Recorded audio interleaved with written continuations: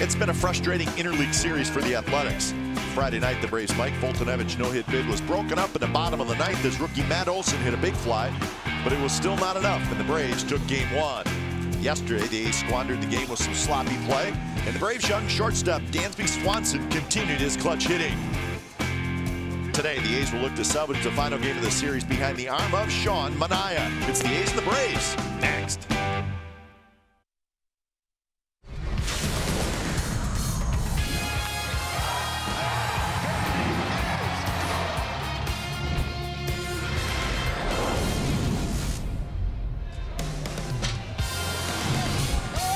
Well, it is another beautiful day for a ball game here at the Coliseum. Those A's fans are having themselves a good time in the pitching matchup today. Julio Teheran for the Braves, Sean Manaea for the A's, and it is the third and final game of the series. A's and the Braves coming up on NBC Sports California, powered by Xfinity. Good afternoon, everybody, and welcome to Oakland A's baseball. Along with Ray Fosse, I'm Glenn Kuiper. We don't see the Atlanta Braves a lot, but this weekend, Ray, we've seen a young man by the name of Dansby Swanson, first overall pick in the 2015 draft. And, you know, his batting average isn't real high, but you can tell he's probably going to be a star in this league. Pretty good acquisition by the Atlanta Braves to step into the shortstop position as a youngster. In this series, the left field line has been his favorite target. Seems like a runner gets on base, he hits a ball down the left field corner, drives him in. He's done that Friday, he did it yesterday afternoon, and it just keeps swinging the bat so well, playing shortstop, doing an outstanding job there. So a great future for this young man, and with the Atlanta Braves, he probably is going to be there quite a few years. The A's, unfortunately, have seen him play pretty well in the first two games. So Manaea and Teheran is the pitching matchup, and for the Braves and Julio Teheran, when he's on, he's really, really good. And Sean Manaea has probably been the A's best starting pitcher. Well, Sean Manaea, we've seen him pretty consistently pitch in the month of June. 3-1 in the month of June for him, outstanding. Trying to be the stopper this afternoon. And for Teheran, there have been about 4 players on the A's roster in the lineup perhaps who have seen him in their National League days. Of course, he's facing the Athletics, pitching very well on the road. Let's just hope Sean Manaea can pitch the way he has recently. And indeed, we need a stopper performance from Sean Manaea as the A's have lost 4 in a row. So interleague baseball coming up from the Coliseum. It's the A's and the Atlanta Braves. We'll have lineups and first pitch right after this, so stick around.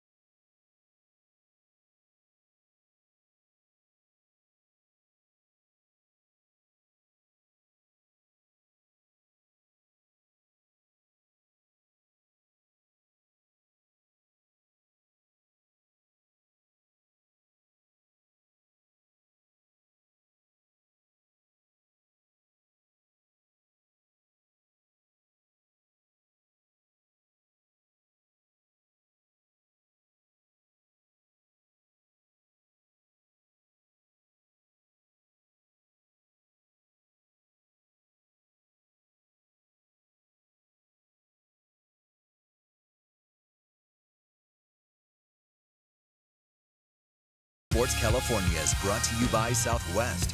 Yes to low fares with nothing to hide. That's transparency. By Toyota, the full-line automaker with the longest-lasting vehicles in America.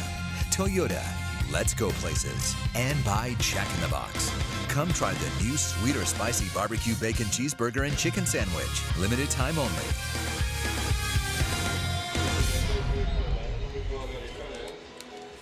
It must be Sunday.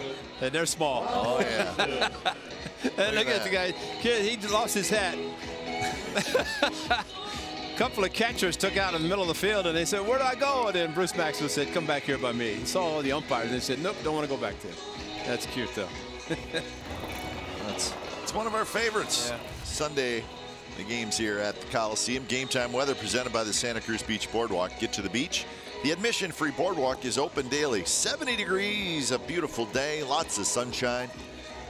As it is a nice, full, lengthy holiday weekend. Right. And it's not even the 4th of July yet. It's only July 2nd.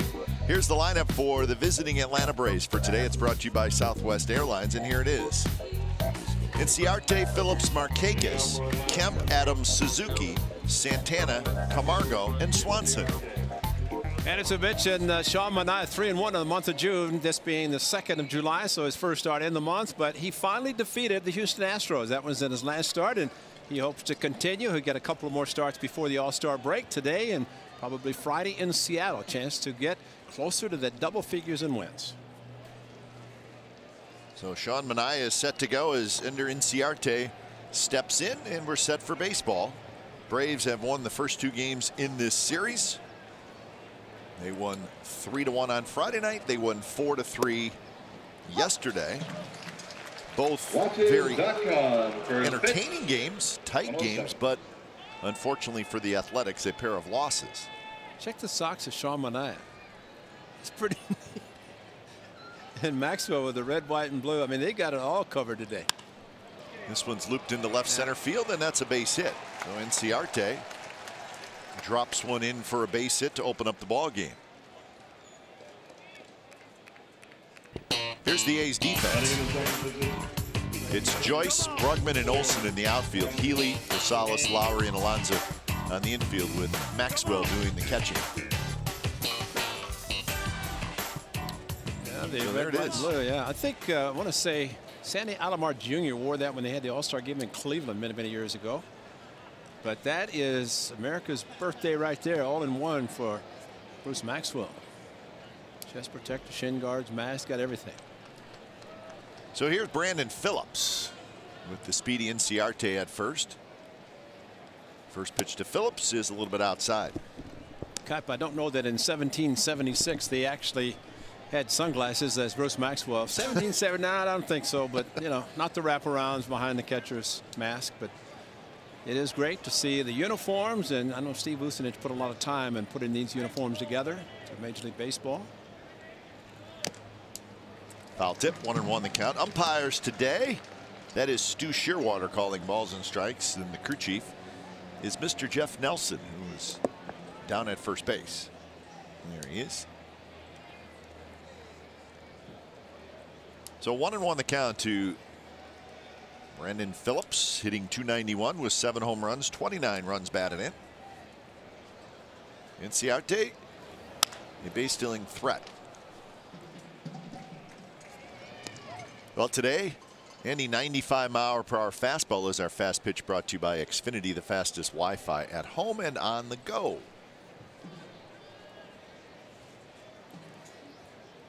And looking at the players, I just wonder if there were instructions in their lockers about, okay, where are the stripes on the left leg? Well, I think, because you know, I saw quite a few guys watching the baseball highlights even last night, and a lot of guys were wearing that look right there. And I think you're right. I think the stripes left side, stars right side. Exactly, because. And you know, you look around and you go, oops, you out of uniform, you got on the wrong leg. But Adam Rosales, as I check, he does not have the stripes. He's right. just he's a star. He's a superstar. That's good. Checking, Brugman has stripes on the left. Yeah. Stars on the right. Yeah, and Manaea does. And yeah, if Rosie's the only one, of course, yeah, we can only look at guys that have the pant legs up high. The rest of them we can't tell. No, I think it's fun. It's kind of cool. Now, if you have the decision where you can wear kind of however you want, I would hope nobody would go with the stripes on both legs, because that would not look. Yeah. You think you're a barber. Come on in. That's a good point, because it looks okay that way. Yeah. It almost looks like they forgot one or the other, but everybody's consistent with the stars and stripes. Good strikeout from Sean Manaea, and he's got the breaking ball on the back foot. Takes a little bit off of the slider. And gets a swing and miss, and a good opportunity because no stride by Phillips. Almost like he's looking for something off speed, but got it and couldn't handle it. So one away for Nick Markakis. Manaea has been terrific as of late. A 6-1 record with a 2.90 ERA in his last 8 starts. The only loss was 2 starts ago to the Astros here. But then he came back and beat the Astros last Tuesday in Houston.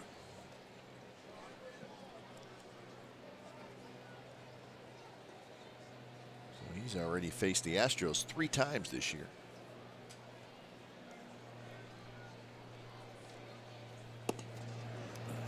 This is game number 82, so the A's have crept past the halfway point, and Manaea coming in with 79 innings. So you start thinking, well, if he stays healthy the whole year, you would hope that he would get, 175 maybe. Great to build on for the future. Exactly. Maybe a goal for Manaea.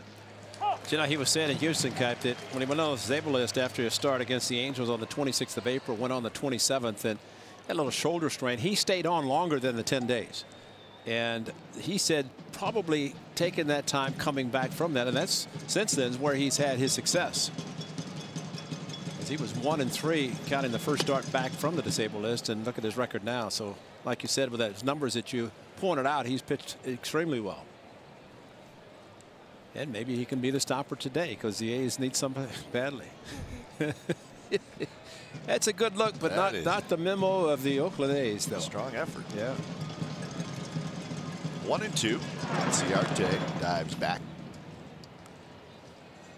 Good thing about Sean Manaea, while he does not have a great move to first base, at least he will throw to first. And whether it's a courtesy toss, sometimes he'll pick a runner off when they go first move. But at least from the runner standpoint, they cannot assume that when he lifts the front leg that he's going to the plate.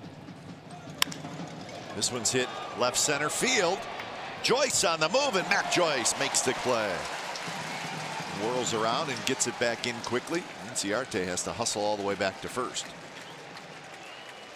Fortunately, a left-handed hitter, the ball slicing back a little bit towards Joyce in left field. It looked like it's going to the gap. He cut it off. The ball slicing back.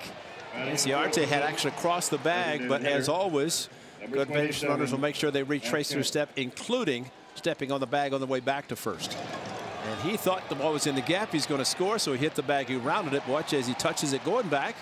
Always important, because if you don't, and they'll appeal, somebody's watching, is out. Exmo brought to you by Cache Creek Casino Resort.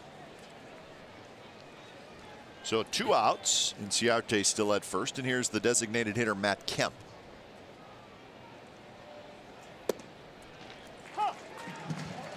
Kemp in this series is 1 for 7. Batting average up over 300 at 305.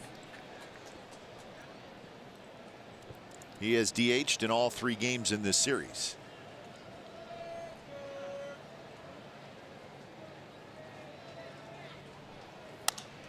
And this one's looped toward right, and that's going to be a hit. And Ciarte stops at second. So 2 on 2 out for the Braves here in the first. A big strong man Matt Kemp has shown in this series. He's got some opposite field hits in him, and seems like all series he's done this. Pitches away, doesn't try to pull it, goes the opposite field. Had a big run driven in on Friday night off Sean Doolittle with a fastball that he dumped to right field. Big boy. Oof.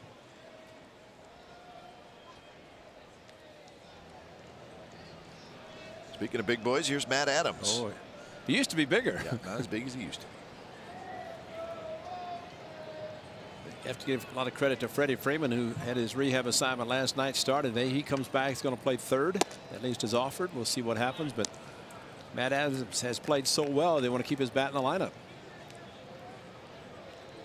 Okay, one of the things, too, he's hit lefties quite well. If you hit Clayton Kershaw, you hit any lefty. Now, Freddie's on his rehab assignment. He's not at the park in the stands today. Adams hits a pop-up foul territory, maybe a play for Healy, and Healy goes into a slide and just comes up a little short. Maybe had a little bit more room than he thought. Do you know what was surprising about that? Normally lefty hits the ball and it comes back. This one kind of sliced towards the stands, and you're right, Healy, that's padded too, where he just ran into that little short wall down in front of the groundskeepers.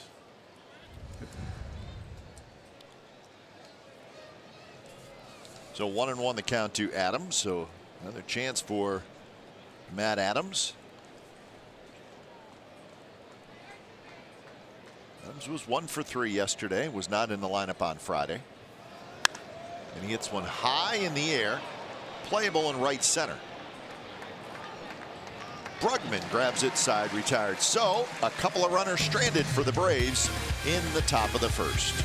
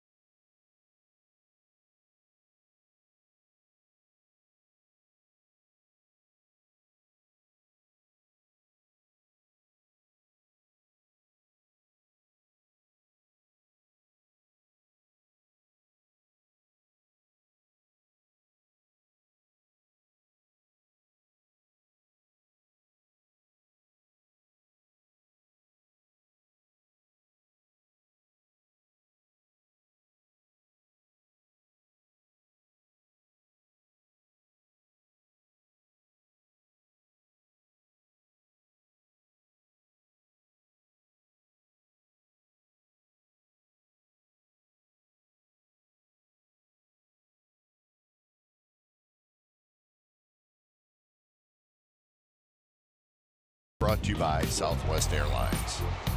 Joyce, Olson, Lowry, Davis, Alonso, Healy, Maxwell, Brugman, Rosales. That's your Oakland A's starting lineup for today. Julio Teheran on the mound, and of course very well detailed about his success on the road. Mentioned the 4 players there in the lineup today who have faced him when they played in the National League. So Teheran with an assortment of pitches that you typically expect a starter to have. He's got all of them, all 4 plus a couple of fastballs. See how the A's do against him, those who have not seen him before. The defense for the Braves has Santana in left, Inciarte in center, and Markakis is in right. A couple Gold Glovers out there. Camargo, Swanson, Phillips, Adams on the infield, and Kurt Suzuki, our old friend Kurt, is behind the plate. It's always great to see Kurt. Had a chance to chat with him on Friday, and he said life is good. Absolutely. Yeah, 3 children now. That's right. Renee, his wife, and of course they've been all across the country. I mean, he goes from the cool weather in Minneapolis to the heat and humidity of Hotlanta. But he's happy. It's probably had more fishing opportunities in Minneapolis with 10,000 lakes in the state of Minnesota, but he is doing quite well and happy for him. First pitch is drilled towards center, and Inciarte hustling over to his left, and he makes the catch. So Matt Joyce hit that ball well, but Inciarte tracked it down. Well, Matt Joyce ambushed Masahiro Tanaka with a home run first pitch against the Yankees, and that changed his whole pitching pattern. This ball just a little bit away from Matt, that he could not pull it, not only into the gap but over the fence. Teheran likes to throw the fastball. Of course, the 2 and the 4 that he will throw. 2 seam with a sink, 4 seam more of a straight fastball. Olson bunts it with that shift on. It bounced foul. Kurt Suzuki hustling out to cover up some of the ground on the left side. Only one on the left side. They don't expect Olson to do that. Swanson, they do send their third baseman into right field when they shift. Camargo is the third baseman. Phillips stays the same, as well as the shortstop Swanson. Camargo's the one who has to do all the legwork.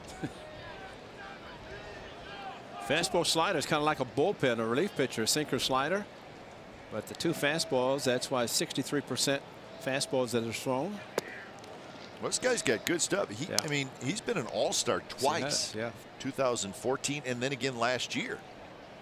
But this year the number's not great with the ERA at 5.5, giving up a lot of home runs, 19 home runs in 90 innings. So a down year for Teheran.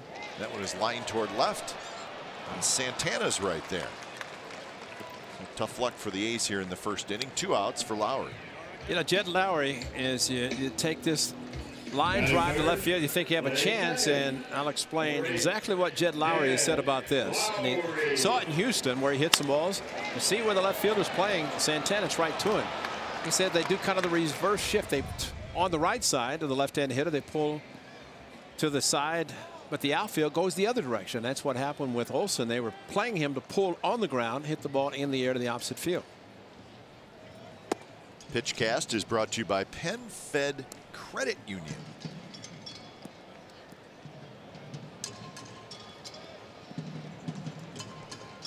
Lowry at 284.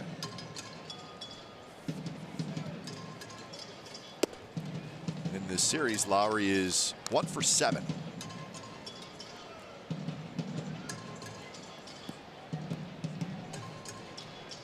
Things have been pretty quiet in this series. They've scored 4 runs on 10 hits total in the first 2 games. That's the scary part. The offense has gone away. A couple of home runs by the A's, but outside of that, just not much. Oh, we talked in the guys in the studio about the consistency from the pitching, defense, but offense is factored in there as well. Find a way to score some runs, especially if you get good pitching. Whew. Miltonevich. Hey, what, over 4,000 games since the last time the A's were no hit? He got close. Oof. Very close. Pitch right there. Now it's 3-2. Miltonevich gave up 1 hit, a home run, and as soon as he gave that up, he was gone. Jim Johnson came in for the save, gave up a hit to Lowry, and then struck out the side, but that's pretty impressive. 4 walks. Probably he could have thrown a few more pitches. I think he could have. Yeah. Lowry strikes out, fires his bat, fires his helmet, and it's a 3-up, 3-down inning for Julio Teheran.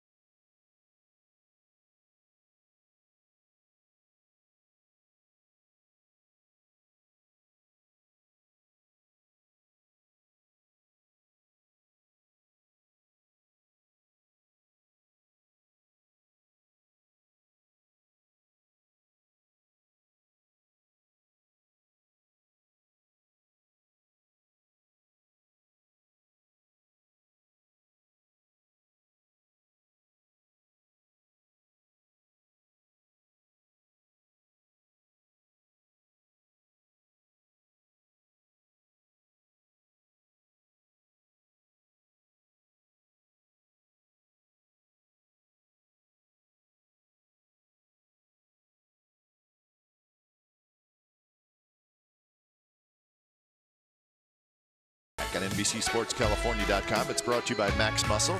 Make sure you log on each week as our A's insider Joe Stiglitz talks baseball with players, coaches, special guests, and more. It's also available on iTunes, Stitcher, Google Play, and Spotify. And the latest guest is A's president Dave Kaval. He's a Kurt Suzuki fan, so an A's fan, but a Kurt Suzuki fan, which quite frankly, aren't we that? Absolutely. Yeah, Kurt's one of the real good guys. We were just in Houston. I was talking to Bruce Maxwell, and I said, Bruce, 2007, I did the same thing with Kurt Suzuki. Interviewed him on the bench in Minute Maid Park when he just joined the club. That's right. Bruce, just like Kurt Suzuki brought up, and Stephen Vogt unfortunately was probably DFA, but he's got a couple home runs in one game for Stephen Vogt, so congratulations to him. But times have changed, time to move on.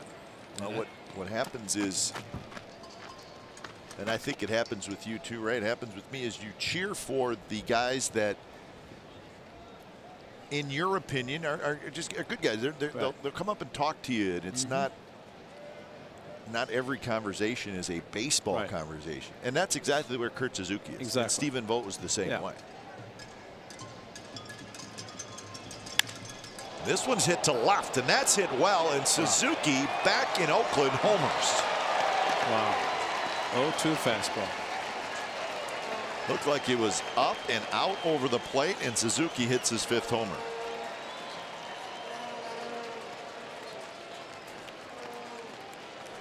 Wow. It almost looked like Chris Carter.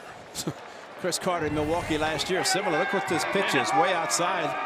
And he reached out and got it at 92. Batting in the 7th position. I mean, that's a big boy to go out and hit the ball to left field. Got it airborne. And of course, Kurt playing here enough. He knows at daytime the ball's going to carry. I don't think that one needed much help. An 0-2 fastball away. So the Braves jump out ahead 1-0. Kurt Suzuki in his 8th full year in the big leagues. 33 years old.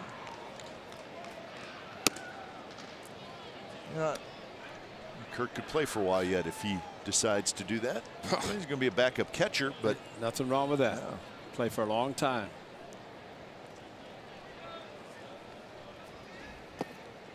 Danny Santana has had a good series. He's almost in the Ricky Henderson mode. You want to make him hit the ball, not walk him, because of the way he's stealing bases in this series. It's like he gets on, he's at third base. And Swanson, a couple of hitters behind him today. We saw Santana with the Twins. That came over in a trade in the early part of May.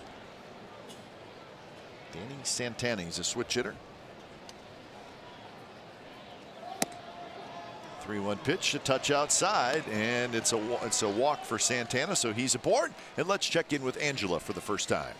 Well, guys, there's been so much talk about the youth movement and the young bloods with the Athletics as of late, and one of the keys to making their transition smoother is that some of them share a house together. I was speaking to Matt Olson earlier before the game yesterday, and he mentioned that Ryan Healy himself, Chad Pinder, and Matt Chapman all share a house together. And Matt says that he, he's the king of the remote, and even though Ryan Healy is the social ringleader who likes to have their social time together and get everyone together, and Chad Pinder, well, he's probably the cleanest, but they do rotate cleaning duties. All in all, it looks like the guys are having a lot of fun together. Guys, back up to you. Well, it'd be fun to hear one of those conversations. That probably spend a lot of time talking about baseball. They're big leaguers for the first time. Well, I think of what Josh Reddick did last year for Ryan Healy, and just like you're talking about, Kipe, with certain guys, but Healy learning from Reddick, and not surprised that he's here. All the other kids come up and he say, hey, let's all bunk together. Exactly. And that's it makes it easier for everybody. Yeah. So he learned, and Reddick took those kids under his wing whenever they came up. And the sad part, when Reddick was traded to Los Angeles, what do you do? That's right. His house is gone, and he's gone. But that's a case of runner goes, the throw in time. Santana says maybe not. And second base umpire Corey Blazer called them out, so the Braves are checking on it. Well, they got him on the backside, and strong throw by Bruce Maxwell. And See the hesitation, and the hesitation by Maxwell is because Sean Manaea, all of his 6'6" frame standing on the mound, and then he got out of the way. And the throw might have cut right between him. Yeah, they're going to take a look at it, and I think his hand got on the bag. I think so. Looked like that left hand may have got in there. Watch the left hand, and then there. Yeah. He may have snuck in there, so we'll see. They're going to look at it.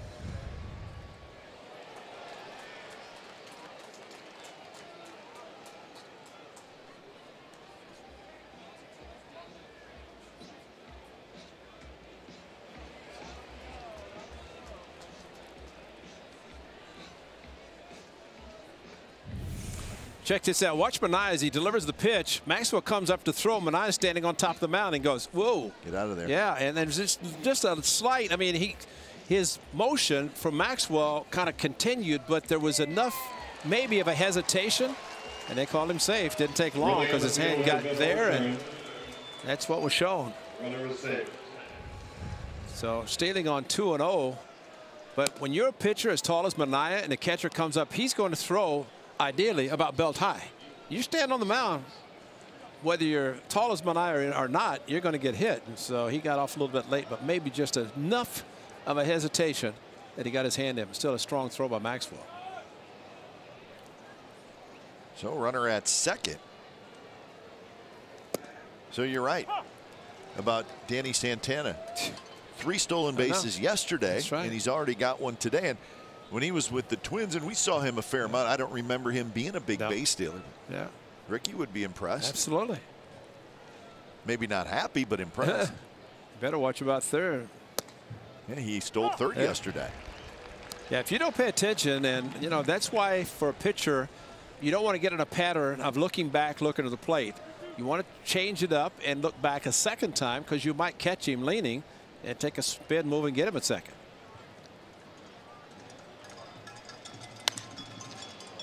Wow. Grounded toward Alonso. So Camargo does what he's supposed to do. He shoots one to the right side, and now Santana at third with 1 out. Tell you, the Braves have been consistent all weekend. Yeah, good call. Situational baseball. And yesterday, Dansby Swanson. This was after an error. Another ball down the right left field line, and that's been a spot for him.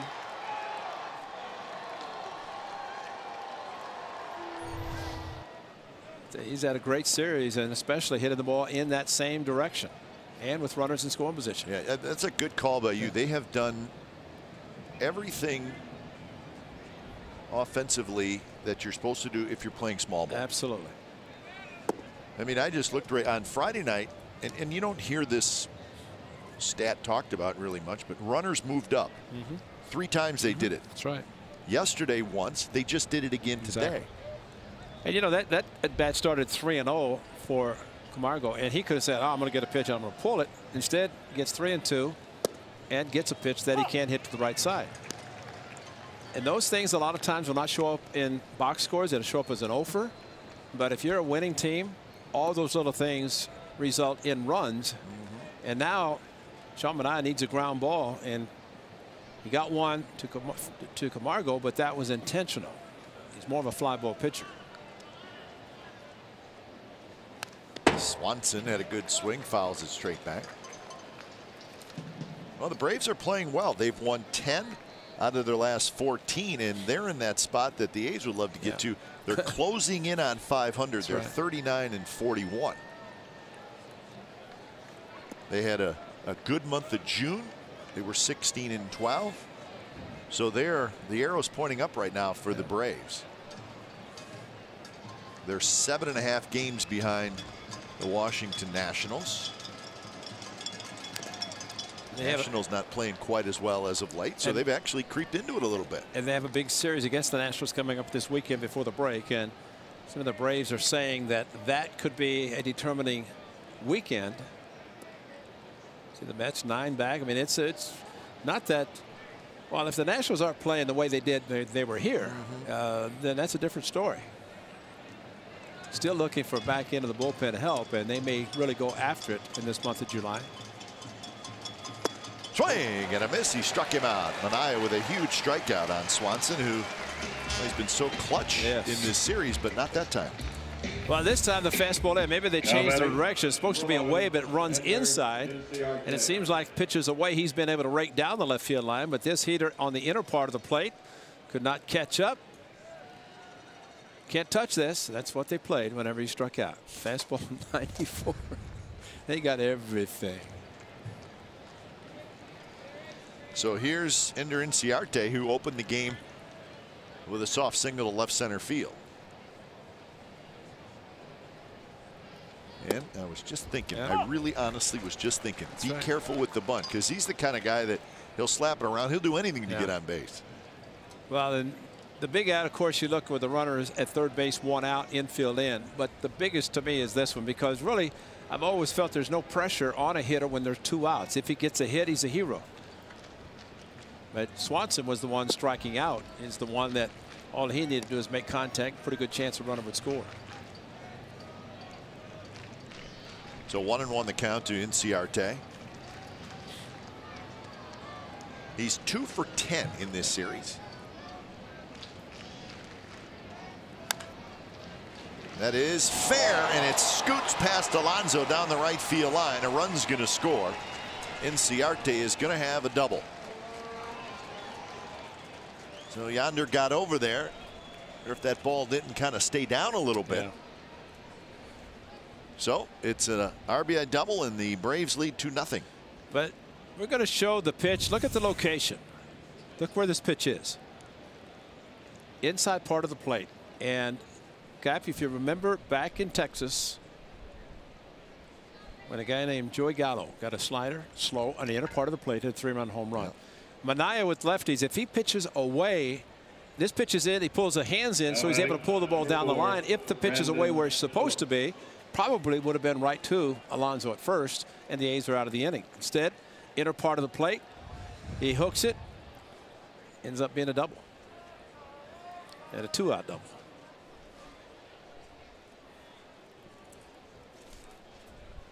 So here's Brandon Phillips. So 4 hits already for the Braves. And that one is hit to right, and that's going to fall for a hit. Here comes Olson.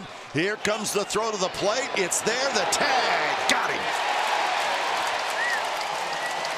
Beautiful throw by Matt Olson. Perfect. And Maxwell just had to put the glove down and put the tag on Inciarte. Nicely done by the A's. 2-0 Braves after an inning and a half.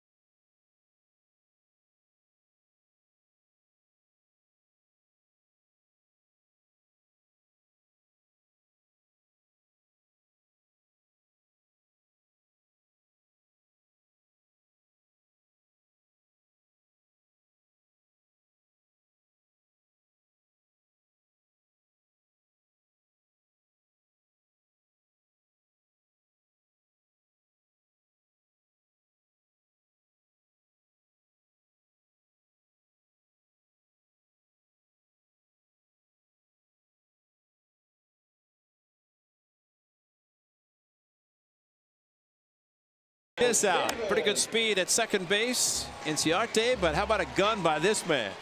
Wow, right on the money, perfectly thrown, and a nice tag on a slide to the outside part of the plate. And a great producer brought up the name Dave Parker, the Cobra, with his strong throw, and Delaire, thing of beauty.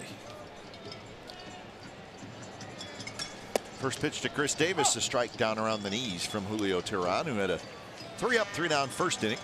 Let's just hope that out is a big one, because Inciarte's speed and any kind of a jump at all, you think he's going to score easily on a line drive to right field, but Olson showing off the strong arm. It was I mean, it really was a perfect throw. Yeah. It was low, strong, and in the air and right there at the back. As a catcher, you're hoping for not a short hop, and that's why in the air was perfect. That allowed Bruce Maxwell to hold his position and give the lane to the runner, which unfortunately in today's world, that's what you have to do. But a strong throw, great play at the plate, and cut down what should have been the third run of the inning for the Braves. Missed outside, and now it's 3-1. But we talk about those throws to the plate, Ray, and you know all about these throws. But you know, and a lot of times you say that nice one-hop throw is great for a catcher. Now, is it better than the one on the fly? Well, no. But you don't want the looping throw on a fly. Right. You make a throw like Olson did. Now that's a thing of beauty. Yeah, you don't want the short hop. Exactly. And that's why when it starts to sink, and Olson did a great job. He charged the ball, number one. He got himself in a great position to throw and had the ball in the air the whole way. And it made it great for Maxwell to make the play and then put his big body in front of the plate after he caught the ball, which now you have to do. Good swing by Chris Davis. But again, see where Olson's charging the ball, catches in one hop as the runner hit third base, and there's the perfect throw. It almost got to the short hop, and he went to get it, then blocked off the plate. Ideally, you put your hand over the ball in the catcher's mitt, but Bruce Maxwell, very strong hands, able to make the play, keeping the ball in the glove. Very high. Foul. Markakis will watch it sail into the stands. Inciarte at second base, and again with good speed, 2 outs, just no hesitation. Phillips did his job, and he was being sent, looking back, which he should not have done, but he did anyway to see what the throw was going to be, but all textbook for the Athletics. And there's the play where Maxwell had to set himself up in front of the plate and then go to the block once he had the ball in his glove. But that was a big run. The Braves were not able to score, and the A's hope that that turns out to be a big one. So another 3-2 pitch. Just a little bit low, very close. Good take by Davis, and the A's have their first base runner. You notice how Chris Davis stayed down low. He thought it was a ball, but in 95 decided he better wait. The catchers are doing so much now, and they're catching the ball with the palm down, but bringing it up, and that's how they're being taught to bring it up into the strike zone. Kurt Suzuki did it on the low pitch. Still, if the umpires are calling correctly, which we know they all do, they're calling when it crosses the plate, not with the catcher bringing it up. Under Alonso went for the bunt, and the pitch is in the dirt. It rolls out in front of home plate, and Chris Davis alertly takes second base. Yonder saw the shift on, nobody on the left side, so he was thinking about bunting. And Kurt Suzuki realized there was nobody at third. He hustled down once Teheran picked up the ball, but way inside, offline, hit maybe the umpire's right chest shin guard. When Teheran went to the ball, Suzuki went to third base. So far offline. And see where Swanson is. He just stayed there, and he's going to second base. There's no play there. Suzuki hustling to third base. First strike to Alonso. So that shift where Camargo's out in short right field, that is now eliminated, as he, right after Davis went to second, he went back over to third. Yes. So Camargo getting his sprints in today. still say we talked about it. As far as even right now, Margot's off the line. It's so tempting for a runner to steal because he would have to run to the bag. We saw Healy delayed enough when Maxwell threw on the road trip. And, you know, it's hard. Third baseman's off the bag. You want to hold the position because you're the only one on the left side. But if the guy at second base takes off, he can almost walk to third. A little pop-up over near the A's dugout. One bounce up into the seats.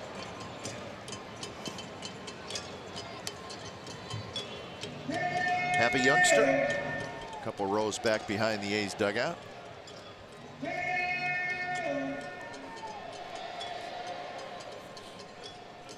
Well, let's see if the A's can do similar to what the Braves have done in this series. And runner at second, nobody out. Trying to get him to third and get him in. At least half the score. Ryan Healy will be next. And a 2-2 pitch off speed, and Yadner Alonso swings and misses. So big strikeout for Tehran as Alonso unable to move the runner up. Batting sixth, third baseman, number 25, Ryan. Let's get moving at 84. Not going to be able to pull it anyway. Could have been a base hit to left field, which would accomplish the same thing.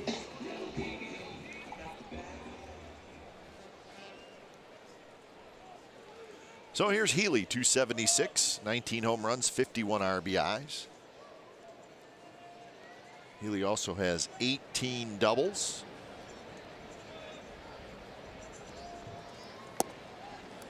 Outside corner strike.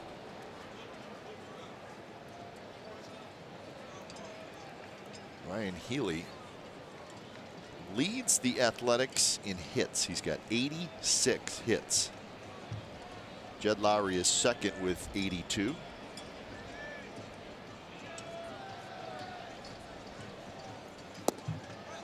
A little bit low, 1-1. More and more you see with Ryan Healy in his upright stance. And as the pitcher is getting ready to deliver, then we've seen him fall across the plate. I think it's because the way he stands at the plate and the pitch is outside. And it's all about timing for him, getting the leg up.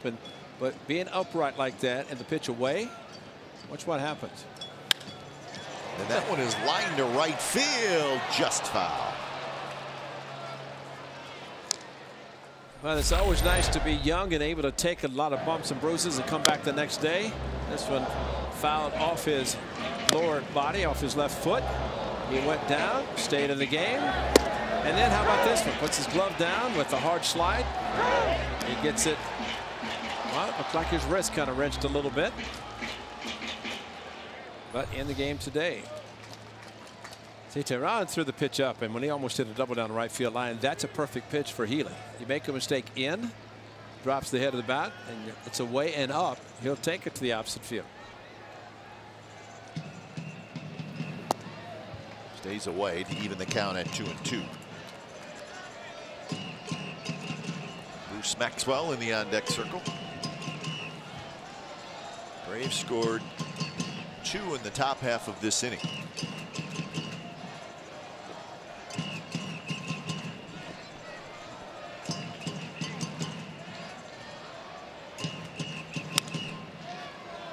Swanson on the backhand, throws, and a nice play by Dansby Swanson. He's pretty smooth. Yes, he is. He's got a Batting in the seventh position, pretty good infield coach working with him in Ron Washington. Bruce Maxwell. Slider was away, and Ryan Healy pulled it. Nice play by Swanson, but Watch Healy. He come up lame a little bit. Almost stepped on the bat. Now it's his back, lower back. Oh, keep an eye on that. See if Ryan Healy stays out there. So he reached for like the lower left side of his back.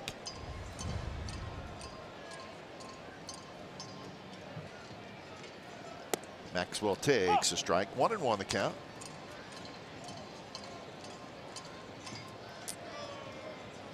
Trying to stretch it out. Bob Melvin down to check him out also. Important thing for these players, all of them, that if they feel something that's going to be more serious, they have to be able to say, hey, I'm hurting. I don't want to extend myself because I might hurt it more. It's hard to get Ryan Healy out, although Barrett's starting to get loose.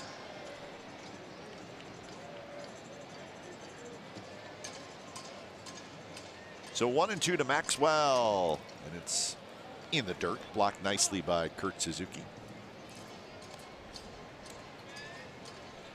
One thing Kurt Suzuki throughout his career has been able to do is this. Turns the glove, blocks the ball, takes it off his left arm when he had it tucked in. Very good receiver. Ryan Healy's not a guy who's going to want to come out. Yeah. That's for sure. We got to know him well enough. Yeah.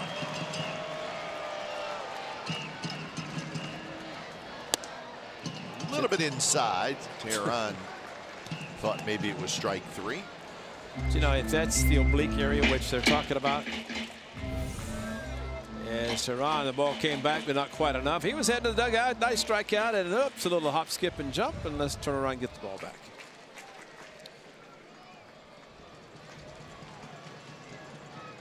So full count. Brugman would be next.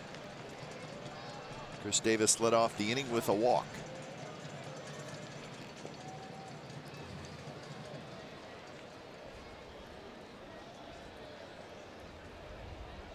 We'll see if Barreto enters into the game. Well, does he go to short and Rosie to third? Rosie started the game.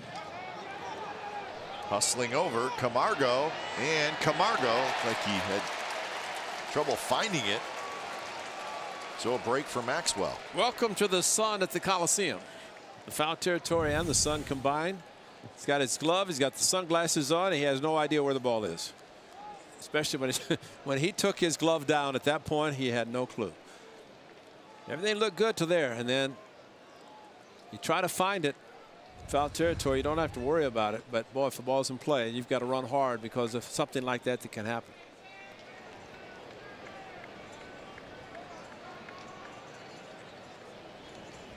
So another 3-2 to Maxwell. Strike 3 called on the outside corner. Third strikeout for Bruce Maxwell, and the A's do not score. 2-0 Braves as we go to the third.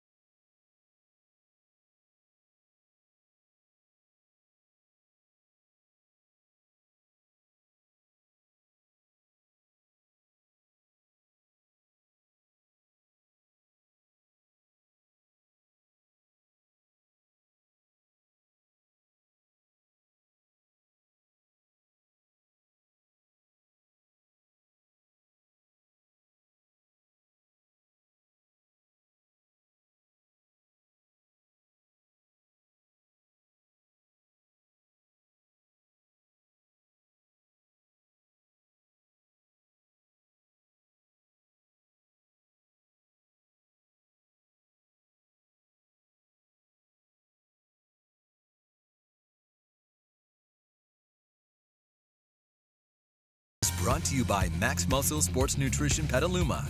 NPC athlete Lori Mathis is there to help you get in shape this summer.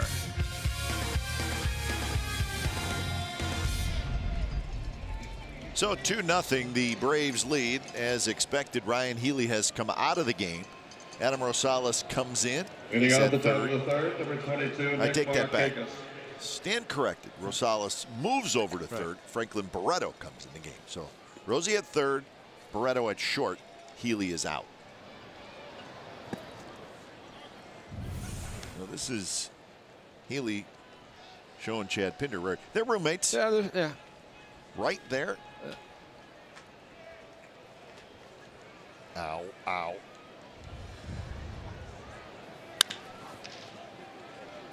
Lowry juggles, picks it up, and decides to hold on to it. Markakis is aboard. Lowry moving to his left. He got a pretty good glove on it.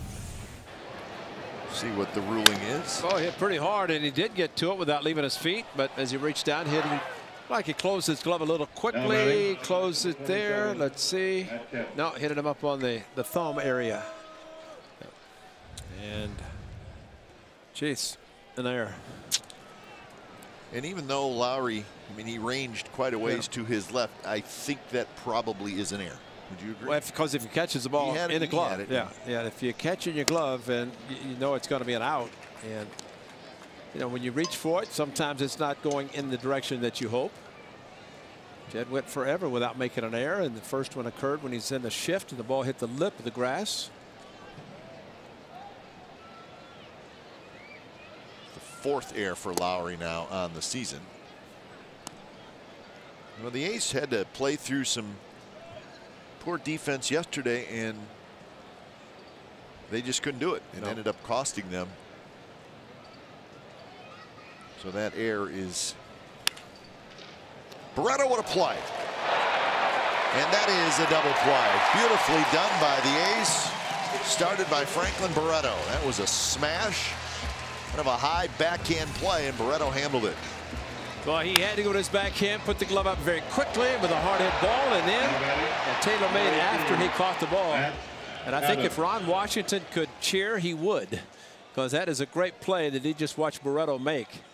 And Wash coaching third for the Braves. And watching this play, and you have to have some reflexes, quick hands. He starts it, and once he gets to the second base, it's an easy double play. So 2 outs for Matt Adams. I was thinking, Kat, that maybe Barreto could be the Marisnik. Whenever Springer had to come out of the game at the Coliseum, Marisnik had a 3-run home run. And why not? Of course, a great defensive play. And this, a tremendous play. That could have been a base hit, but still came up with it. And turns a very good 6-4-3 double play. Into the shift. That's Lowry out in shallow right field. His throw in time. So the air does not hurt the Athletics. We're going to the bottom of the third. 2-0 Atlanta.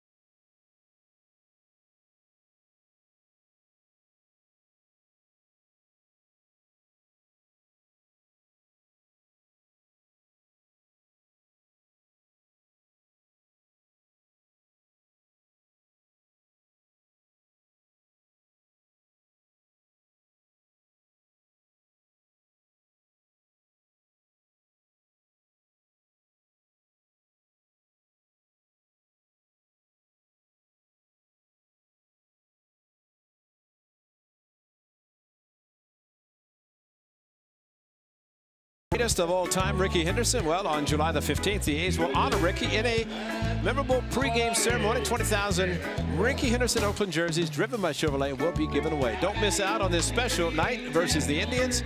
Tickets start at $15. Be a part of history at athletics.com/GOAT. That's GOAT for greatest of all time. Athletics.com/GOAT. So maybe Jenga is not his best game, though. Ever played Jenga? What is it? It's that game they were playing right there with the building blocks. Reading the promo. It's pretty fun. Oh, gosh. Yeah, no. it's pretty fun. No, I don't think I could Jenga. You should play it with your grandson. Oh, I'd get beat in the heart. No, I don't think so. I think it would be fun. Yeah. Will you do that for me this off season? Yeah. Text me how it went. Yeah. I'll send you a text. No. And you guys will laugh. But you know the thing that Matthew does with his grandmother, Nani, as he calls it, he just beats up on her in Monopoly. He said, Nani, I own you.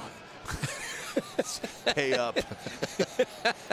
And Jenga, I'm telling you. Yeah, I have to work on that. Yep. Yeah. It's Jenga? fun. G-I-N-G-A? Yeah. You can't miss it. Okay. You can get it anywhere. We have a... It's fun. Each game lasts about 5 minutes, so they. Oh, really? They go, wow, yeah, that's you, good. You could play for hours. When you lose, there's a big crashing sound, which Oh, little boys like. Jenga. Yeah. 2-2 to Brugman. Brugman, Rosales, and Joyce here in the third against Julio Teheran, the 26-year-old right-hander from Colombia.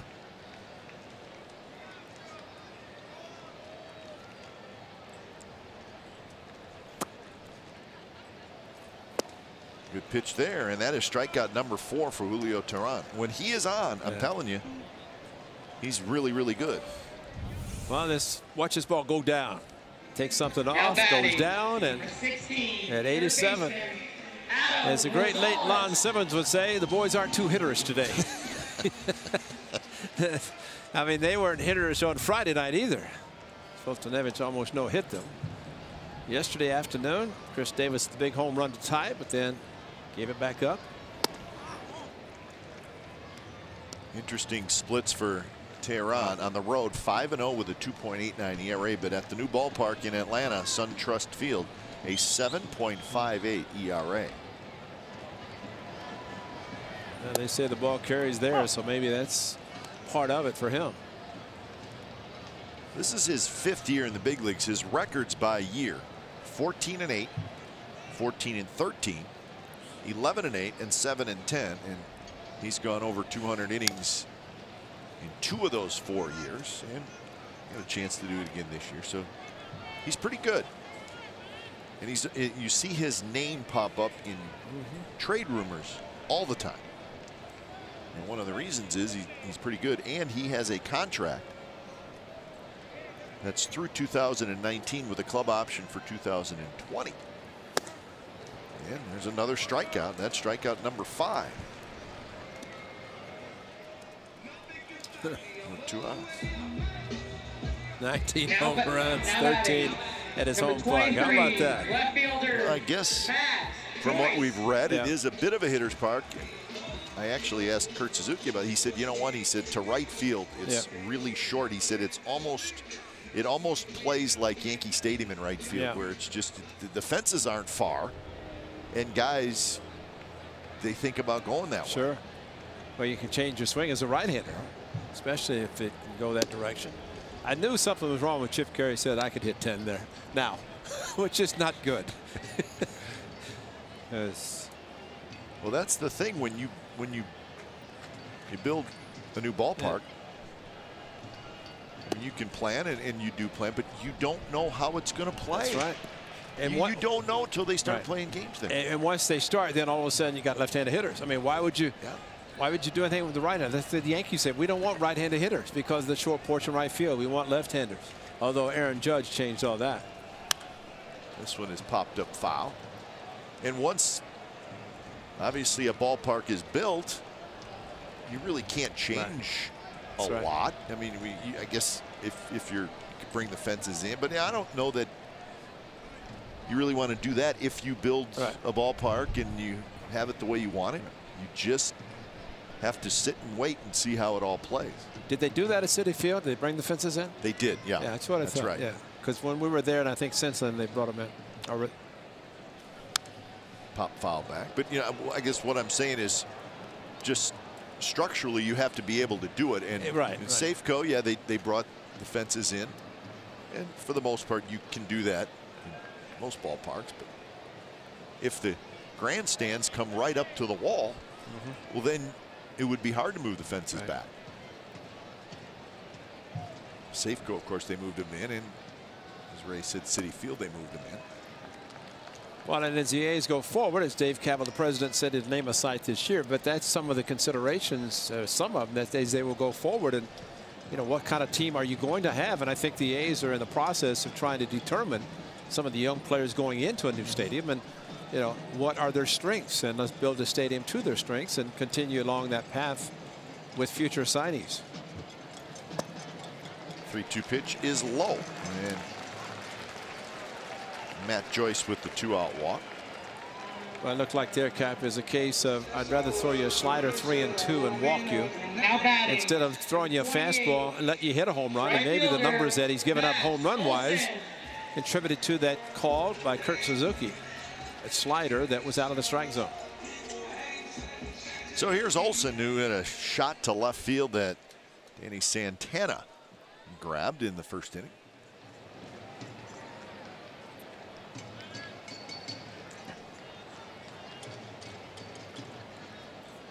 Kurt Suzuki setting up inside, and the ball is inside.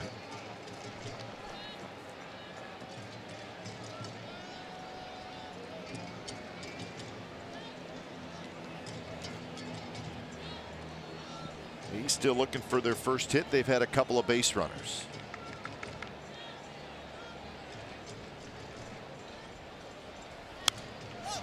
I don't like saying that. He's still looking for their first hit. How much did you say Friday night? Too much.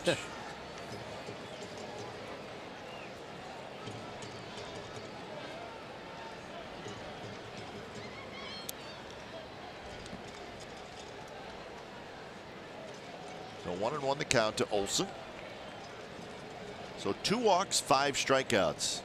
Julio Teheran, and that's one of the reasons why he's thrown a lot of pitches. He's already at 53. Strike on the outside corner, 1-2.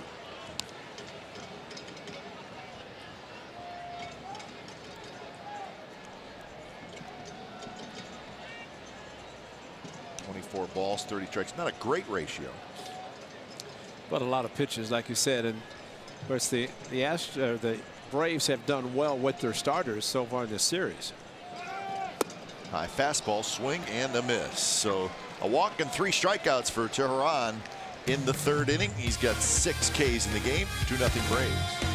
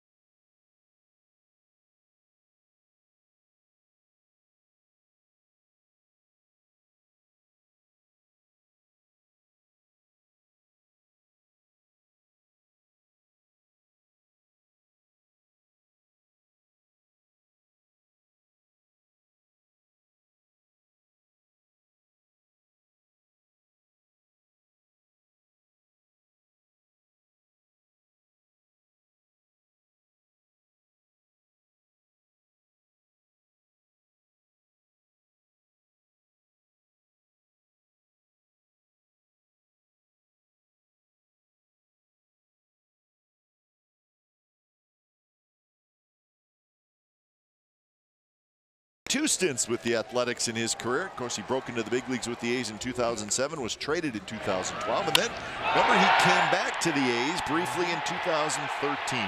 But when it was all said and done, he played 716 games with the Athletics, hit 59 home runs. Also with the Nationals, the Twins, and now the Braves. And as we said earlier, all-around good guy. That's right.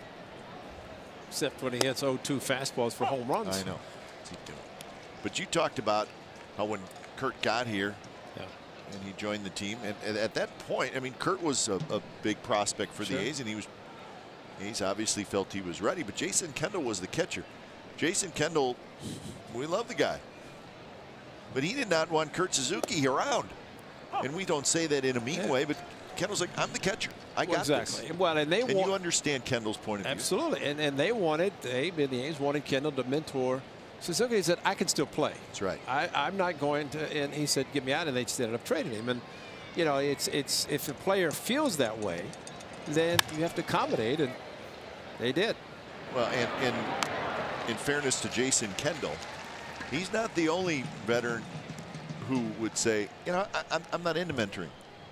Well, I could still play. That's the latter part of that statement, because Stephen Vogt was good about helping, but Stephen Vogt felt he could still play. Sure. And that's why when he was DFA'd and was signed with Milwaukee, he's proven that. But the thing is, if you make changes, and the A's wanted to go young with Kurt Suzuki and just like to do with Bruce Maxwell, then Jason said, I'm not finished playing.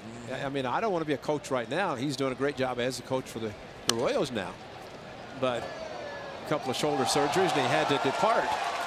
But at that time in 07, he thought he could still play.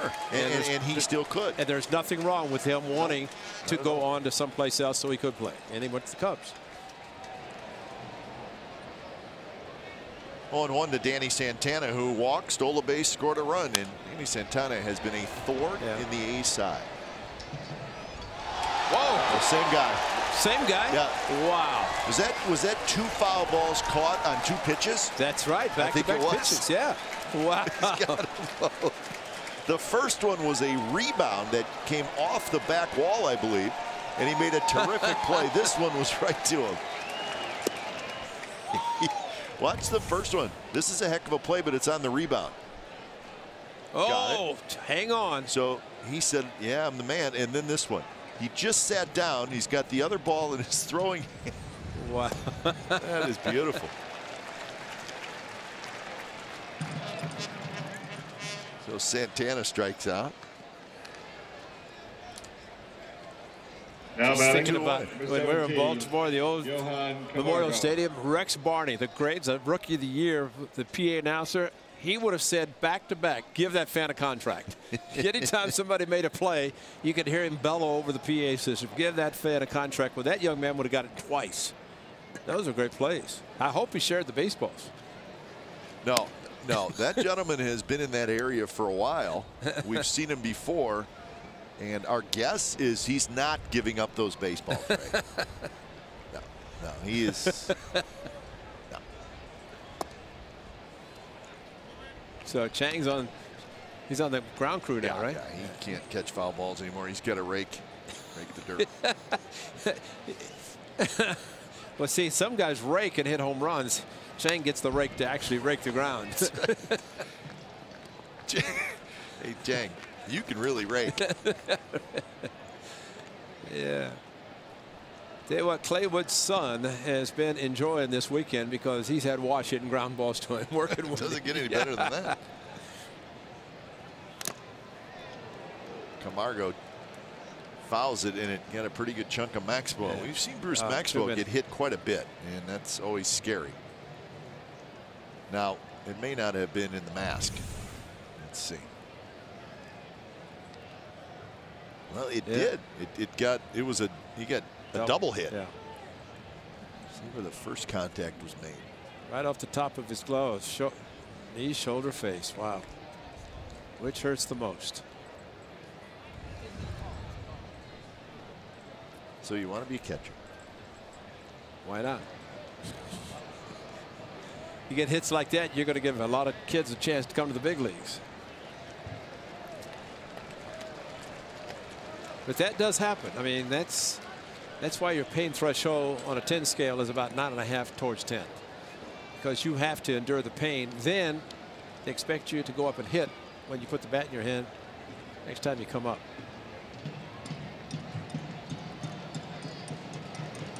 So 2-2 pitch. Just missed to Johan Camargo. We think this may have been a strike. Well, I just think out of courtesy, after you catch it, just took a ball off 3 parts of his body, it'd be an automatic. There it is. In the dirt, Camargo swings and misses. He can't believe it. Side retired. So a very good inning for Sean Manaea. 3 up, 3 down with a pair of strikeouts.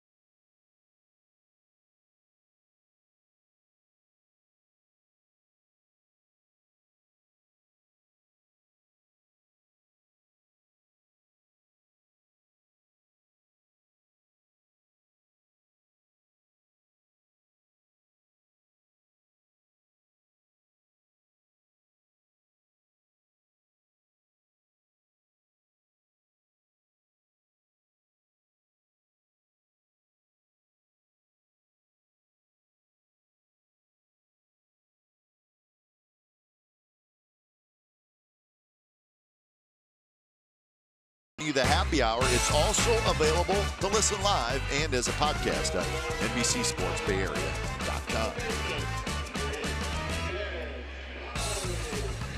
So it's 2-0. The Braves lead the A's, bottom of the 4th inning.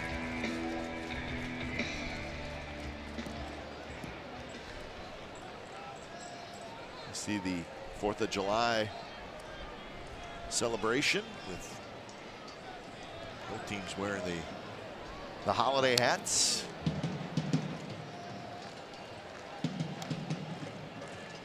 See, 4th of July, I guess best case scenario would be to have it on a Monday. Oh. But if you have it on Tuesday, then that makes tomorrow like just kind of, you're going to go to work tomorrow? I mean, you and I are going to go to work tomorrow. But I agree with you, because you can take Saturday, Sunday, Monday, Tuesday, Wednesday. Think of a big old 4-day. That's right. And if it's on Monday, you can take Friday, Saturday, Sunday. All in all, it's you just don't want to have the 4th of July like on a Wednesday. Right. And unfortunately, every year it changes to get to that point. And it's probably next year, Tuesday this year, or next year, Wednesday. Pretty sure that it will not be on Tuesday next year. Kind of the way it goes. So 1-2 the count to Lowry. Davis to follow, and then Alonso here in the 4th. Julio Teheran has been good. 6 strikeouts in the first 3 innings.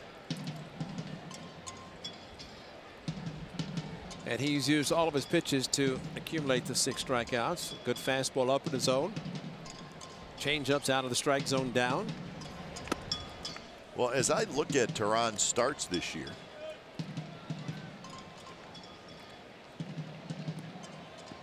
he has struck out 6 twice before today. Wow.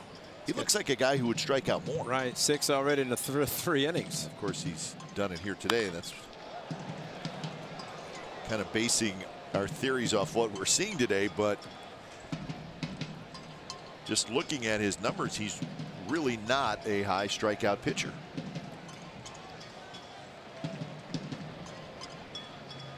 Two and two the count to Lowry, who struck out in the first inning.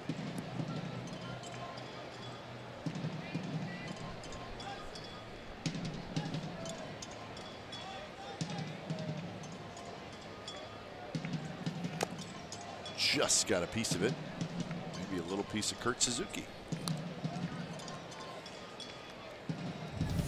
Well, I'd say the left hand. Watch the glove hand. Puts it on the back and then wrenches a little bit. Takes his glove off.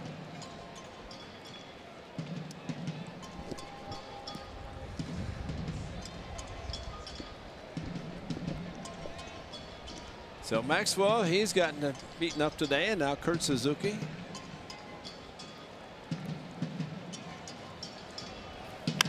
There's a shot off Tehran, and it goes right to Phillips. Phillips flips to first, and he's out. And Tehran now just getting up. Well, let's hope he's okay, and he says he is.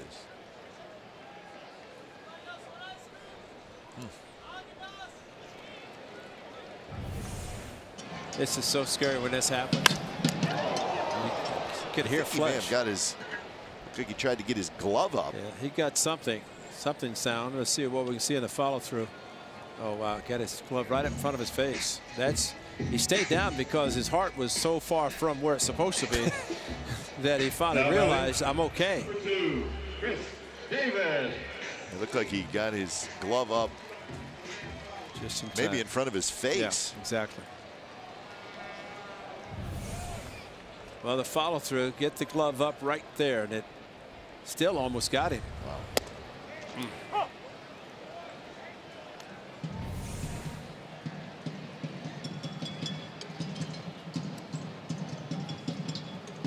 if there's such thing as a pretty good play on a play like Well, that, exactly. he just made it. Center field, Inciarte looking up into the bright sunshine. He's got it for the second out. Let's go downstairs to Angela. Well, fans can help make one of 5 Oakland A's the king of the clubhouse when they purchase tickets on July 15th on the game versus the Indians. The A's will donate 50% of every ticket back to the charity, and the A's Community Fund will also award a donation to the winning player's charity of choice as well. I spoke to Liam Hendricks about his charity of choice, Players for Pits, and he actually got to meet some of the rescue dogs, and he said he was encouraged by how much affection these pits showed while considering everything that they've gone through. Sean Doolittle, Ryan Healy, Josh Fagley, and Adam Rosales are all competing. So get your tickets now at athletics.com/king and use your favorite player's coupon code. Guys, back up to you. All right, thanks, Angela. That's a nice job. Good idea by the Athletics and some of the players.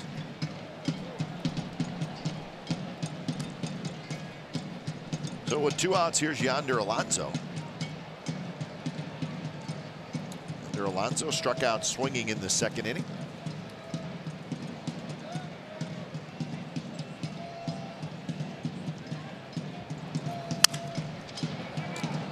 Left field, foul territory, and count is 1-2. Yonder Alonso will get a new bat. Yep.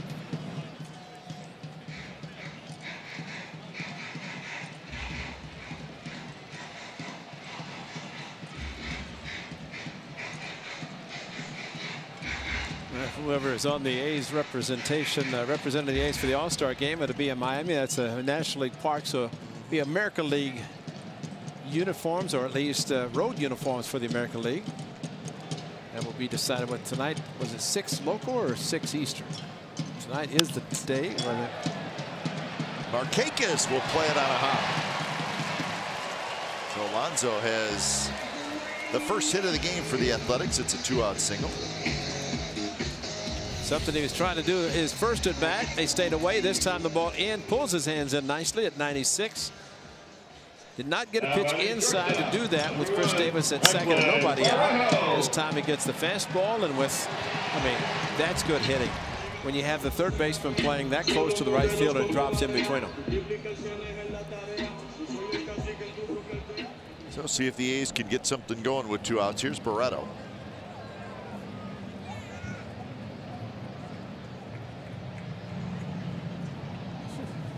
Barreto hits one in the air, left center field.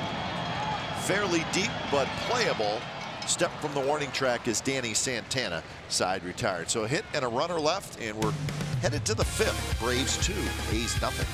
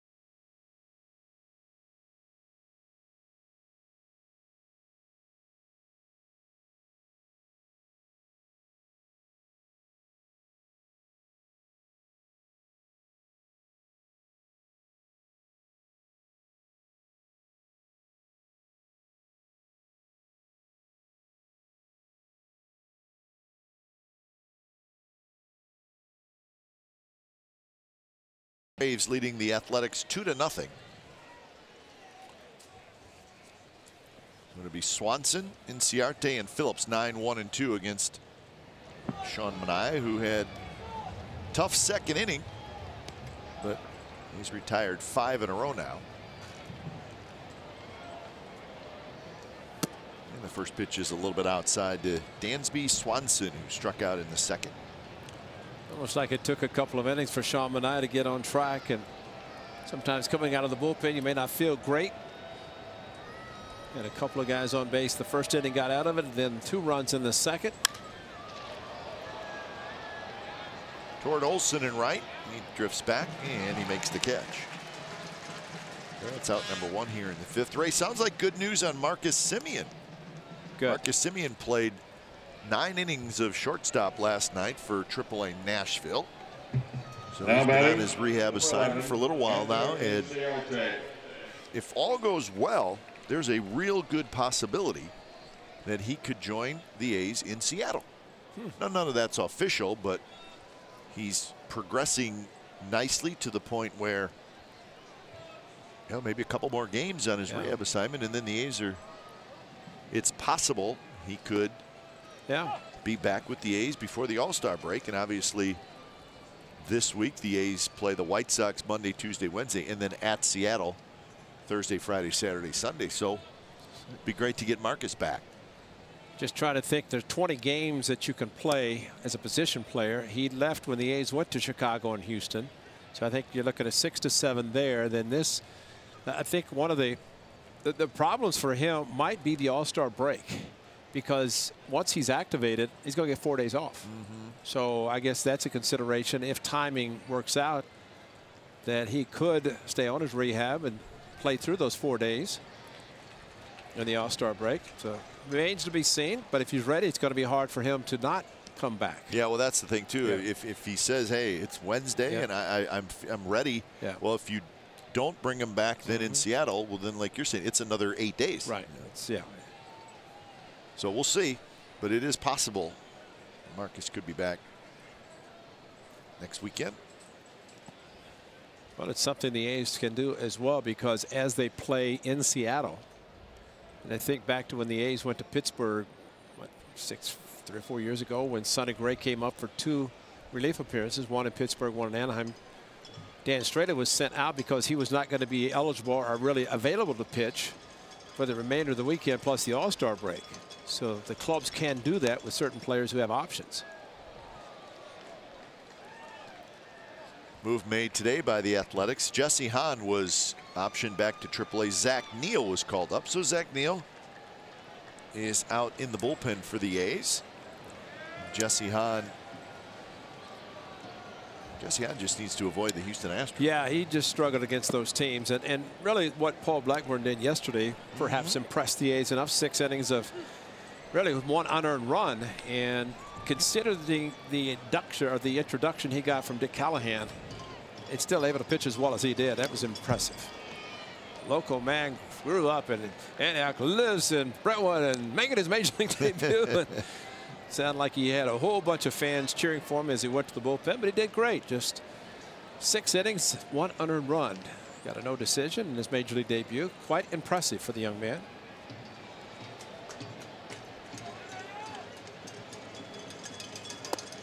Strike 3 call right on the outside corner. Inciarte turns back around and chats with Stu Shearwater.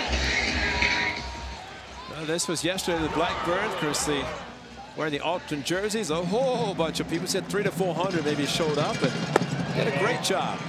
Thought his comment about facing players that he grew up watching. We always hear that, and that means you're young. Whenever a player says that. But he did a great job. And his family and friends all appreciated his great effort. A little more relaxing for that group today. That's his mom and dad, sister in the middle. Hey, if you're that close, you're driving distance, and you're here, you might as well go. And what else are you going to do on Sunday? Yeah. I thought yesterday the A's, congratulations, the A's that had made his major league debut here, saved his parents and friends a lot of money. Because if he'd gone on the road, they'd have to buy those planes and plane tickets last minute. Because that's the problem. It's not like we know a month in advance we can get a good deal on an airplane. That's right. It's, hey, we're going to come up tomorrow. get on a plane full fare. Phillips fouls it straight back, and the count is 0-2. One other note, Jarrell Cotton is scheduled to pitch tomorrow. That's great. So that's good news. The blister, which has set him back a little bit anyways, but he's feeling fine with that blister, and he's going to go tomorrow. He was scheduled for last Thursday in Houston. Ball hit him on the foot. Scheduled for Thursday, then TBA yesterday, and so not put on the disabled list, so he can pitch when ready, and sounds like he's ready. And you know what, Ray? There's the ball hitting Phillips in the left foot. So it'll be good to get Jarrell Cotton back out there. And tomorrow should be fun. It's a 6:05 first pitch. Fireworks after the game. That's right. And a huge crowd is expected. There are still tickets available, but it's going to be a great atmosphere tomorrow. So come on out. Again, a 6:05 first pitch. That's a great point, Kev, because the last fireworks that they had, I remember we were sitting here looking up. There's the rookie recovering. See his season. We'll see him firsthand tomorrow night. Of course, he was scheduled to start Thursday, yesterday, and we'll go tomorrow. So it's good with a blister. We saw what happened with Rich Hill, that you just take your time. But the upper deck here with the tarps down, Steve Finelli was telling me that the capacity now is close to 48,000 with the upper deck open. And so tickets, I mean, those are great seats to come. You don't have to leave for fireworks, because fireworks are shot behind center field. So you can sit in those seats, get a good price, as they are. That is a great seat for fireworks, because you can just sit up there and not have to move, don't have to go down on the field.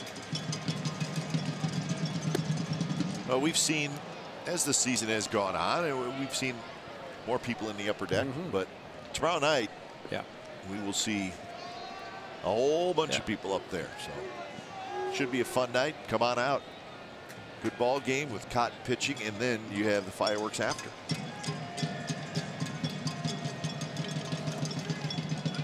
But if you can come out on a Monday night, enjoy a baseball game and fireworks, and then have the 4th of July to do what you want to do. Parade the next day. Absolutely. Did you ever see the clappers in Danville? I think they're called the clappers, where they march with the guns. Well, no, but I know Danville's parade is terrific. I think the clappers are called. They finish it out, and they've got they blast them, man. I mean, they're no shells, obviously, but just the sound as they're parading down, man. But Danville is a great parade right down the main street. Danville, it's a lot of fun. 2-2 the count to Nick Markakis. Phillips bluffs going. The ball goes right through Maxwell. Comes right back to him. They throw it down. They got him. Phillips thought he had it easy. So the ball went right through Maxwell, but it bounced right back to him. He picked it up, turned around, and threw out Phillips.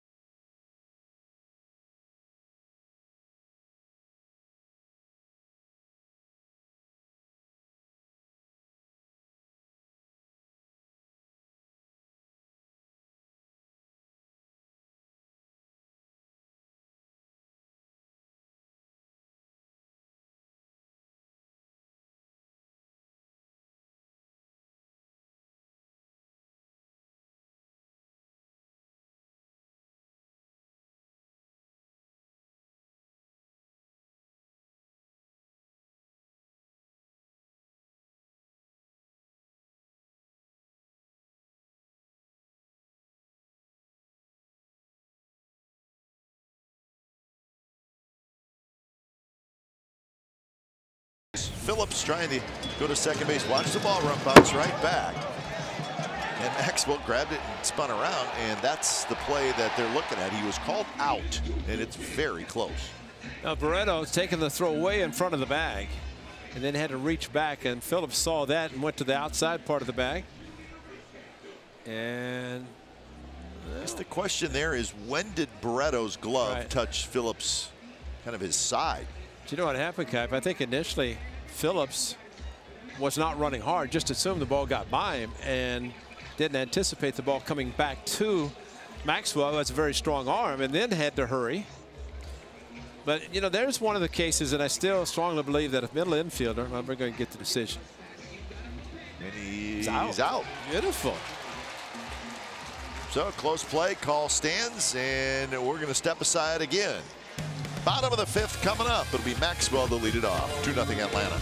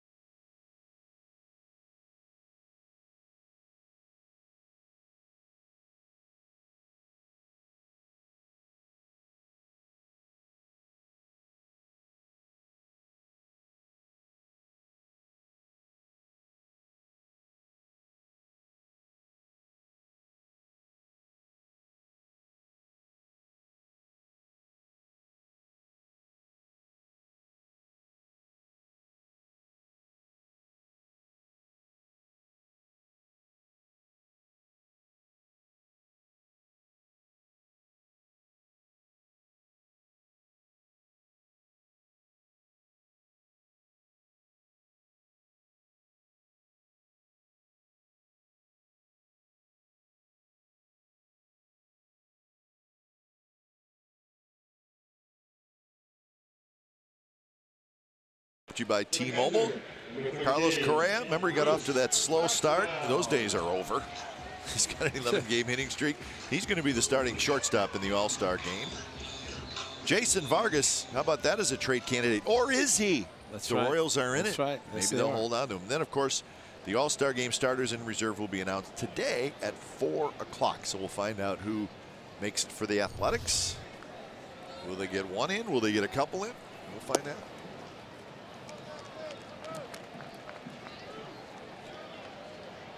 Like Carlos Correa, Jose Altuve, George Springer were certainly like they were all going to be starters. They had very large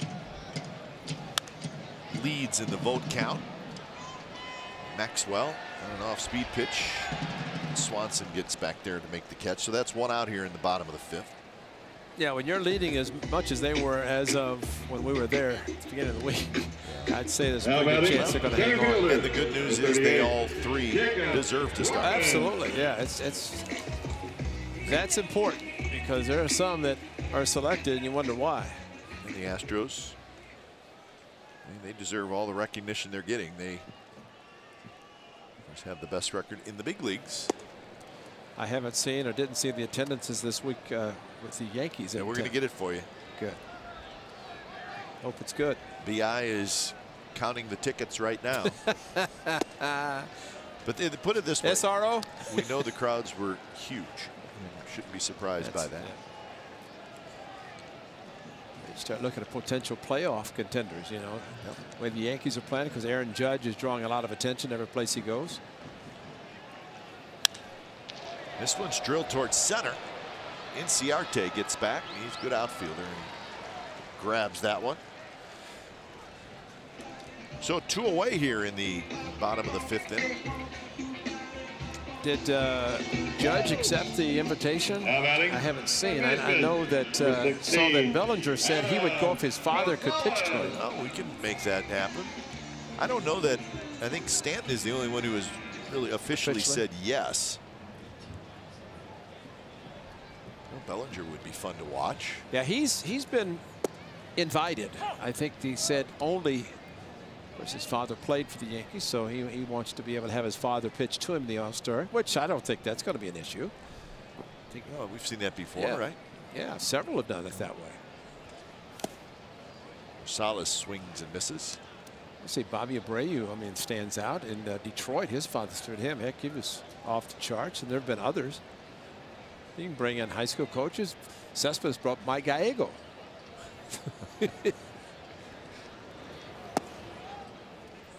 Rosales struck out in the 3rd inning.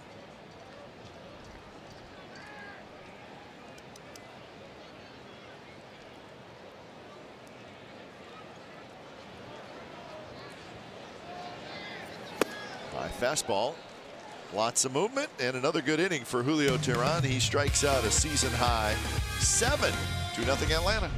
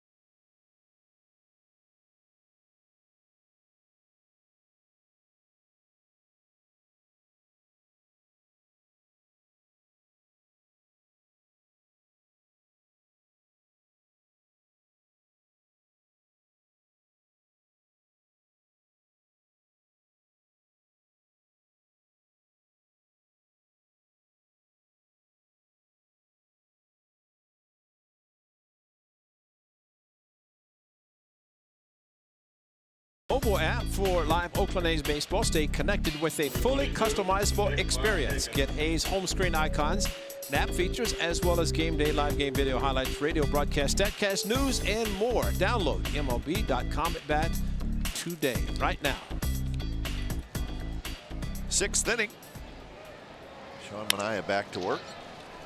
First pitch is grounded to Barreto. And Markakis is retired. Well, of course, the greatest Brave of all time. We know who that is. It's the Hammer. Hank Aaron. The Wrister. His career started with the Milwaukee Braves and ended with the Milwaukee Brewers, but in between, some great moments in Atlanta Braves history. How about Tom House? Catch it, Thomas. And of course, whatever happened to these two guys? Oh, they showed up when they reenacted it in reunion, I guess. I don't think they could get on the field today, though. I don't think so. There it is, the breakdown. It's 1957. That's when the Milwaukee Braves won it all. Postseason numbers, terrific. 755 home runs. Yeah. I think it's funny that, I mean, I think of all the records in sports, whether it be, Rosales, nice play, regains his balance and throws out Kim. With all due respect to football and basketball, I think baseball is more of a numbers game than other sports. Absolutely. You remember and I think the greatest record of all time is probably home runs hit. That's right. Can't touch this. Oh, that's great. It's 3 Grammy Awards. But he doesn't have the World Series title. No, he doesn't. Too legit to quit. We'll hear it in the bottom of the 8th, regardless. But you always knew. You knew Babe Ruth's home run total number. That's right. And you knew Hank Aaron's total. That's right. And now, of course, Barry Bonds has the number, but I think that the Aaron and the Ruth, the 2 numbers stood for so long. Sure. You just knew those numbers automatically. And if you think of other sports, is there a all-time? I mean, not even. Who's the NBA's all-time leading scorer? No or how many points? You don't know. No. Football, hockey. I mean, I agree. Home runs. I agree. It's just there, and I think it's probably maybe the greatest record. Yeah. Maybe just because baseball has such a long history. Well, someone said baseball is there's a past, there's a present, and a future.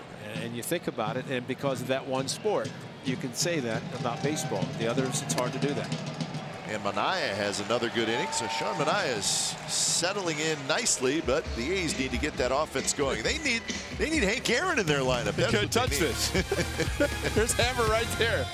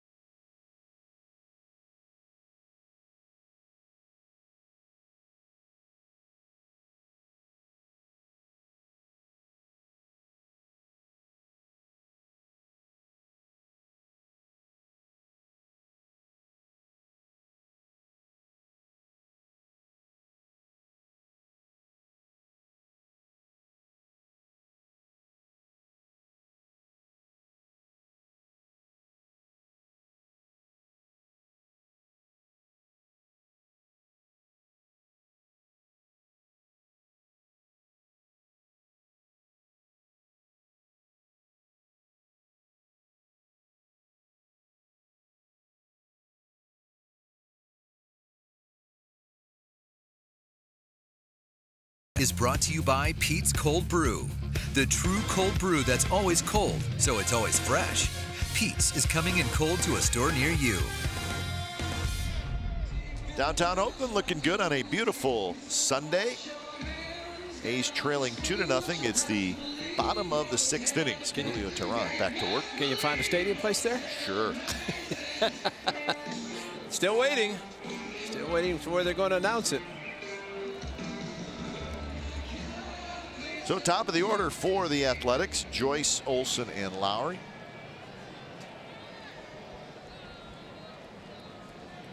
So just the 5th time that these 2 teams have ever played. A's and the Braves, 5th series.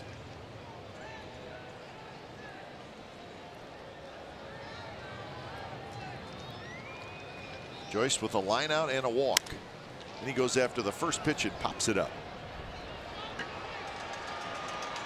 So Santana grabs it. How about the Braves teams, though, in the 90s? They were led by Greg Maddux, of course, terrific pitching staff. That's the group that had the 14 straight division titles from 1991 to 2005. I mean, they just ground you down, man. Good pitching, just enough hitting. See, his catcher's coaching first base. That's Eddie right. Perez. Eddie Perez. Yeah. 351. Chipper Jones came. Chipper. Terry Pendleton. Yeah. So it was Maddux, Glavine, and Smoltz. That was a legitimate big 3. That's right. All in Cooperstown.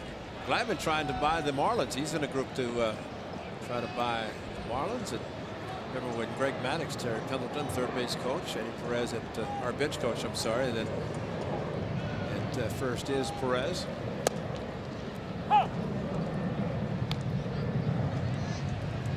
Yeah, they had those 3 pitchers. And everything just revolved around them. I mean, they would make some changes in their position players each year, but. And they were all scratch golfers. Yeah, that's right. All 3 of them. 1-2 now to Matt Olson. I remember when last year, and Kendall Graveman had a chance to visit, talk to Greg Maddux, called him the GOAT. Just as we're talking, referencing Rickey Henderson, greatest of all time. And Kendall went out through a 98-pitch shutout against the White Sox. Greg Maddux is a nice type of pitcher to emulate if you could do it. Aaron gets another strikeout. That's 8 now as he gets Olson for the 2nd time. See, these guys pitch whenever you could throw a foot outside and get the call. The umpires,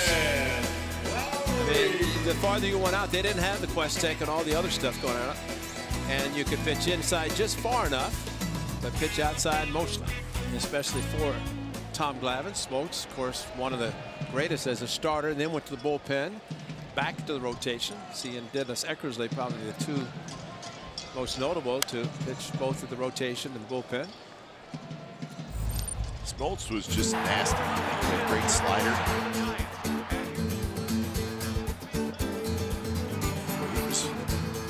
He didn't close for very long, but he was good when he did. Yeah. Well, we were in Atlanta, as we mentioned, with Brian McCann, who's now at Houston, caught his first major league game, and talked to Bobby Cox. He said, "I want the kid behind the plate when I pitch," and he was there. I think Maddux pretty much said, you know, a catcher's going to catch 4 days. Let him have a 5th day. I'll take the other catcher. And he always had somebody other than the everyday catcher. But Perez did a great job with him. See if one of the Braves has a play. Camargo does, and he dropped it to a basket catch right in front of the A's dugout where he's not going to get any help. He could not come up with it. Man, I'm glad Jim Young, the official scorer, is doing a no play. You have to run this far with so much foul territory. Your head's moving. You're trying to get close. No help near the A's dugout. He jumps in finally after he drops the ball. You know, that's kind of standard. If you go to the visiting other than your own dugout, you're not going to get any help.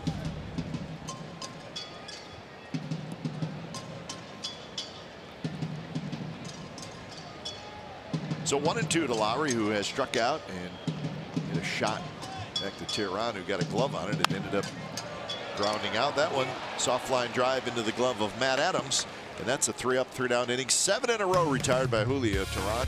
2-0 Braves.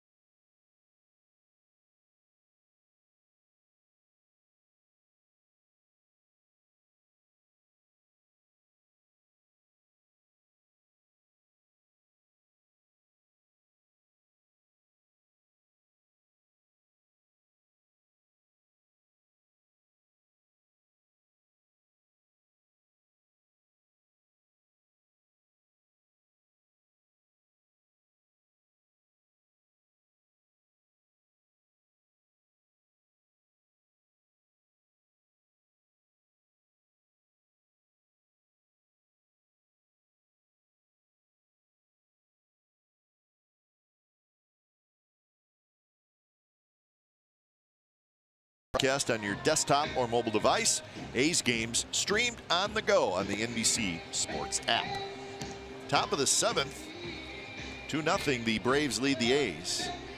A's trying to avoid being swept, but they just have not been able to get much offense going. Sweet outfit there. The hat, the tie. Tank top. 24, Kurt Suzuki.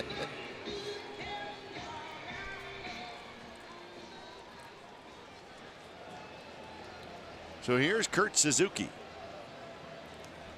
You know, I think it was Kurt Suzuki might have shocked the world. Gets an 0-2 fastball, hits a home run. All of a sudden, Manaea gives up 2. And he hasn't given up anything since. Just similar to what Sonny Gray did Friday. Gave up a run early and retired the last 15 that he faced. 15 ground ball outs, and Manaea doing about the same. So Manaea now at 88 pitches.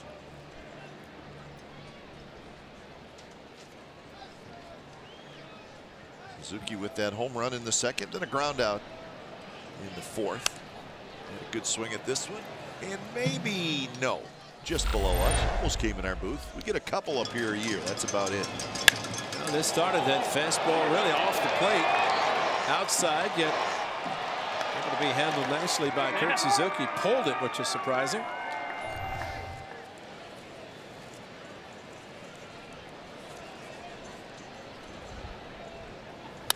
1-1 pitch, again grounded to the right side. Easy play for Lowry, and that's the first out here in the 7th inning. And let's check in with Angela. Well, keep the holiday weekend fun going and join the Athletics tomorrow on an earlier start time, 6 p.m. for the game against the White Sox. And stay for an epic fireworks show after, presented by MLB The Show, only on PlayStation. One lucky fan will also take on an A's player on MLB The Show on the stadium video boards as well. So that will be pretty cool to watch. You can watch the show from your seats or go to the outfield grass right after the game. So get your tickets now. Guys, back up to you. All right, again, we're looking forward to tomorrow. Place should be jumping.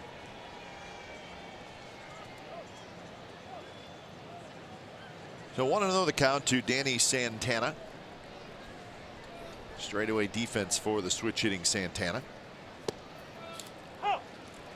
So the Astros beat the Yankees today 8-1. So the Astros win 2 out of 3 at home against the Yankees. Gonzalez and Gurriel homered. Correa had 4 hits. And you wanted to know the attendance? Well, today, Ray, it was a sellout. Wow. 41,761. Great was the attendance today in Houston. And the second note on that, yesterday, the attendance was 41,010. So back-to-back sellouts in Houston at Minute Maid Park. They should be doing. That is great. Be selling out. So we were just there, and you know what? The city of Houston's into the Astros, and they should be. I'm trying to think. There probably aren't a lot of Yankees fans in Houston, so probably not. So there are a lot of Astro fans because they come here, and that's what it looks like. 14-game lead as we're approaching the All-Star break. 29 games over 500. Unbelievable. And that one missed somewhere. Maxwell wants to know where it was. So he kind of turns around and asks Stu Shearwater. Well, the inside's been tough to get the strikes, and even though that caught it, it's a strike, absolutely. And it's not too high, it's not too far inside. And I guarantee you, as we have found out, he will be graded, Mr. Shearwater Wolf, very highly in his game today. There's so much latitude in their strike zones. I don't think it's hard for anybody to get rated less than 95, 98%.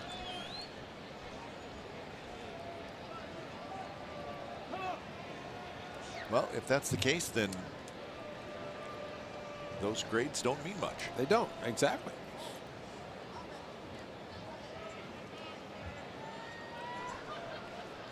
So with a runner aboard, here's Yohan Camargo. Big lead for Santana.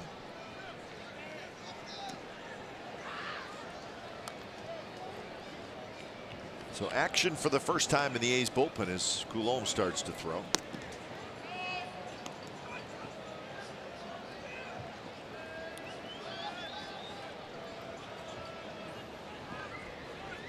Santana runs. The ball's bounced over the mound. Barreto right there, touches the bag, throws to first, double play. So the A's catch a break. The ball was bounced right to Barreto, who was going over to cover the bag. He stepped on second and threw to first.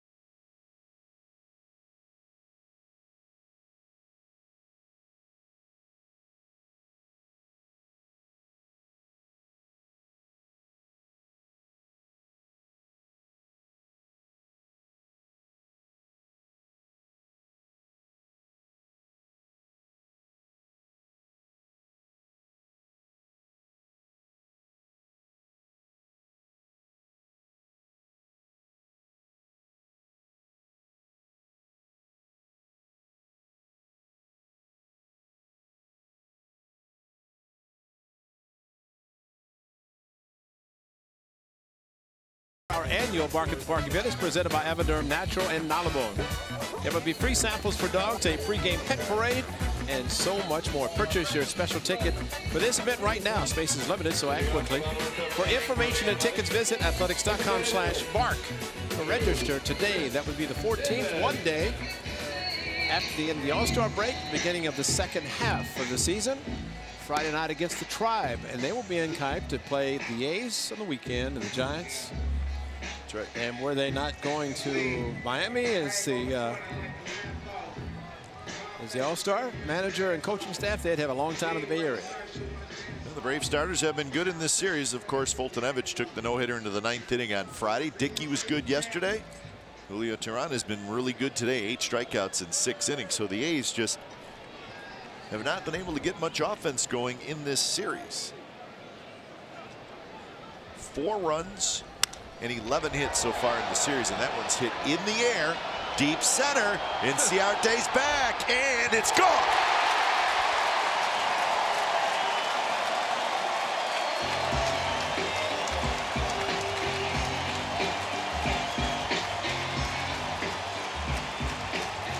Yep. So home run number 23 for Chris Davis. Strongest man I've ever seen. And you can watch Inciarte, the center fielder, going back to, I got it, it's gone. Fastball up and away, comes back in towards the middle of the plate, and gone. So strong with so little stride, crushed it, and Inciarte just ran out of room. He might have been fighting the wind on that one. So now 2-1. Most home runs in the majors since 2016. Chris Davis has 6 more than anybody else. 42 last year, 23 this year. So he's actually ahead of his 42 homer pace from last year. Just unbelievable power. The strength is just off the charts.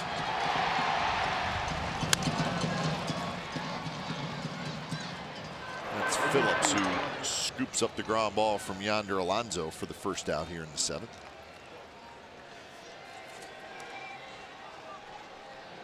So Julio Teheran, home runs per 9 innings by season. So the first 4 years, that's not bad. But this year, a whole different story. So that was the 20th home run that he has allowed this year in 96 innings. So that is a very, very high amount. So here's Barreto for his second at bat. Back spasms for Ryan Healy. So that is why Healy's out of the game. Barreto is in. Little pop-up. Phillips shading his eyes, and he missed it. He just never saw it. And you could tell he just was trying to stay with it and hope it comes out of the sun, and it never did, and it dropped about 5 feet from him. So that's a break for the Athletics. It was just a very routine pop-up, but he didn't wave his arms either until he just put his hands over his head. And you know, if he would have waved it, I don't see it. Adams might have been able to get to it, and you have to let your teammates know that you can't see it. And Barreto's got to do a better job of running. Yeah, because he's jogging to first, assuming, and you know, with the ball in the air, you think, yeah, be at second base, and especially in a 2-1 game. Absolutely. Barreto is very, very fast, and so here's Maxwell.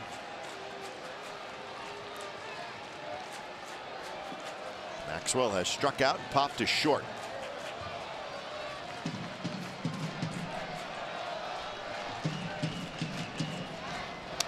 Maxwell reached for that one a little bit, fouled it straight back.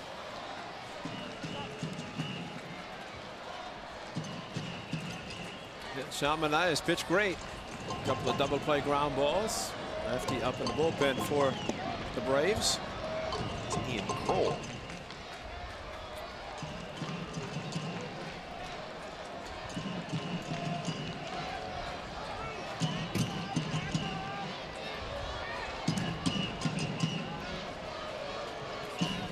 Manaea's done a great job by only allowing 2 runs. The Braves have not been able to add on to this point, and 7 solid innings for him following Sonny Gray's 8 on Friday. Yesterday afternoon, Blackburn went 6. It showed the success of the Braves starters, but the A's starters have done well. Runner goes, and he's going to steal it. No throw. Now the A's have the tying run at second base with only 1 out. Got a great jump against Iran and high leg kick, and that's why Kurt Suzuki came up ready to throw and did not. And it would have been really a chance to throw the ball in the center field, so sometimes it's better not to throw, and he decided against it.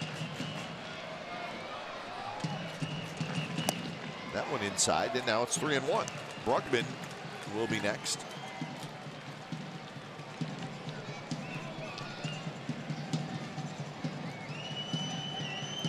97 pitches. Julio Teheran.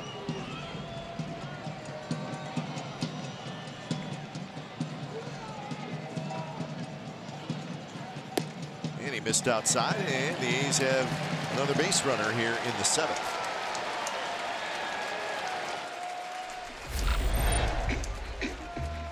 And Ryan Healy came up short, grabbed the number 2. It turned out to be back spasms. Let's hope that's all it is.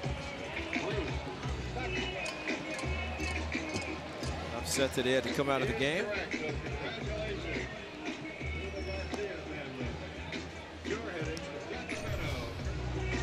So that is why Barreto's in the game. Get a meeting at the mound. Took him 15, make it 18 seconds to get there. Chuck Hernandez, he's running out of time. He's got 12 seconds, and that's why the umpire, when the clock hits 10 seconds, he could have started to walk out. He could have met Hernandez at the mound. Joe Davis is getting ready.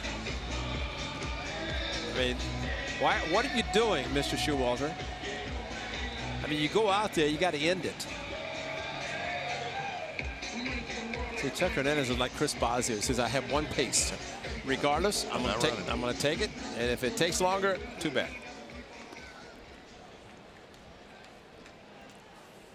So here's Brugman. Brugman with a strikeout and a fly ball to center field. Now the lefty warming up. This is a gutsy move because Brugman gets a chance to hit against the righty. Brugman got a pitch to hit, fouled it back. Brugman 0 for 6 in the series. 2 for 16 with runners in scoring position for the A's. And it's been an ongoing issue, yeah, for the season. I mean, it's just one of those. It's not been good. Swing and a miss. That one with good movement away from Bruckman. So the count 0-2. Kev, I think one of the biggest things a young player has to learn, a young position player, is that you're not going to get the same pitches with nobody on base as you're going to get with runners in scoring position. It's just inevitable. That's what's going to happen. And you know, maybe at the minor league level you do that, you get certain pitches, but you can just see, I mean, how different it is. And this is why for these young players, position players, getting a chance to learn what it's like to hit in these situations. Chris Davis just pounds away. You make a mistake with him and he'll take you deep, which he's done yesterday and today.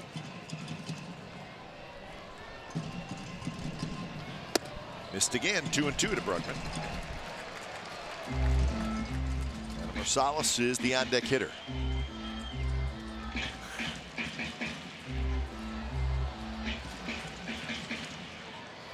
So 102 pitches for Teheran. His season high is 110.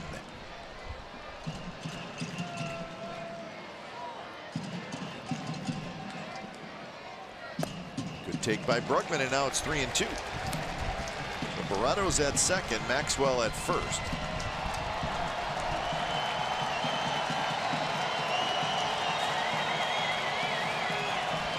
Barato with great speed. Maxwell, not great speed. And he's got to get a lead off first if they are going to be running, which is questionable.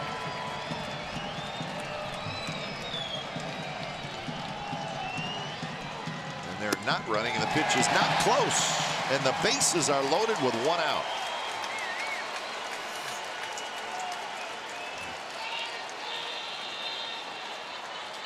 So 2 walks in the inning, 4 walks in the game, and that's going to do it for Julio Teheran. So when it's time for change, think Speedy Oil Change and Auto Service, your trusted oil change, tune-up, and brake experts.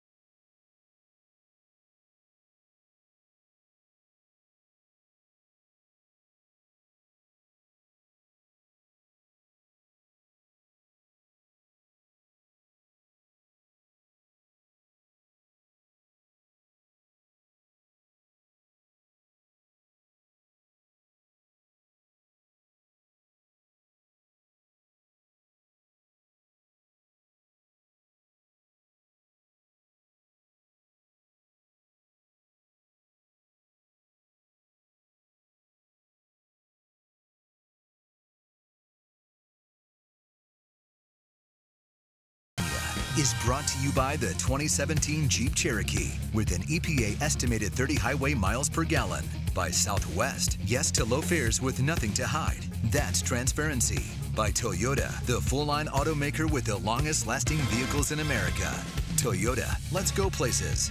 By AAA, what does your insurance do when it's not doing insurance? It should do more. Go to AAA.com for more details. And by the all-new 2017 Chrysler Pacifica. So the A's got a great shot here. They've scored 1 thanks to the Chris Davis home run to make it 2-1. And now the bases are loaded. 1 out. Julio Teheran is out of the game. Jason Mott, hard throwing right-hander, comes in to face Rosales. And the first pitch is outside.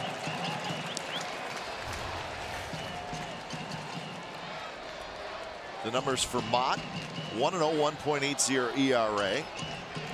So he's pitched well out of the bullpen for the Braves. Had some good years with the St. Louis Cardinals. That arm trouble slowed him down. And now it's 2-0.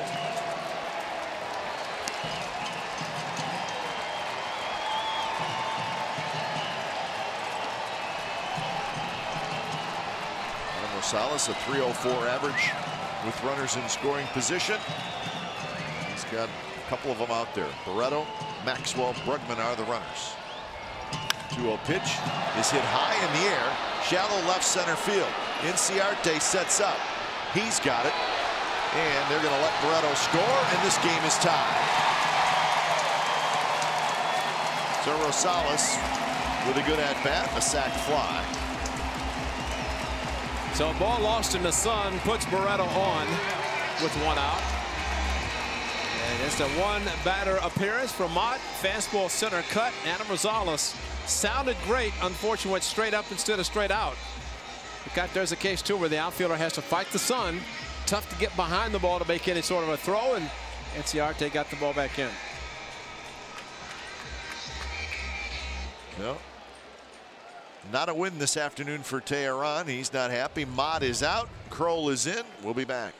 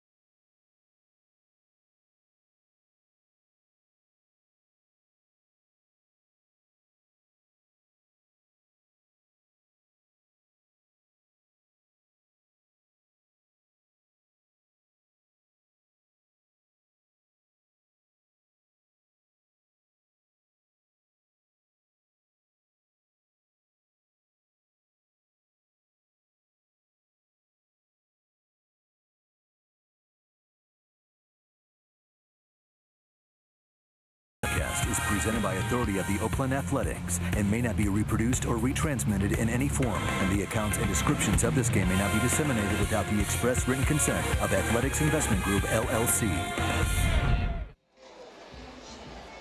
So the A's have tied it here with a couple of runs in the bottom of the 7th. Now they're going to try to take the lead as Rajai Davis is going to hit for Matt Joyce. And the new pitcher for the Braves is left-hander Ian Kroll. First pitch grounded toward Matt Adams, the first baseman, broken bat.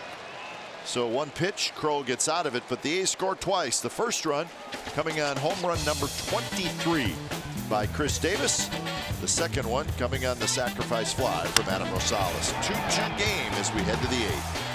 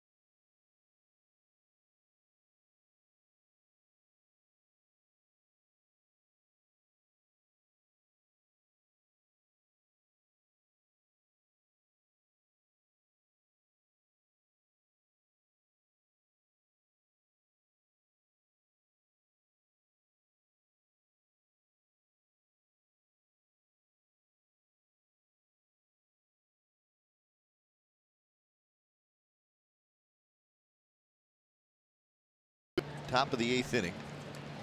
So Davis in left, Brugman in center, Olson in right now for the Athletics, and Sean Manaea stays out there as he faces Dansby Swanson, the 9th place hitter for the Braves.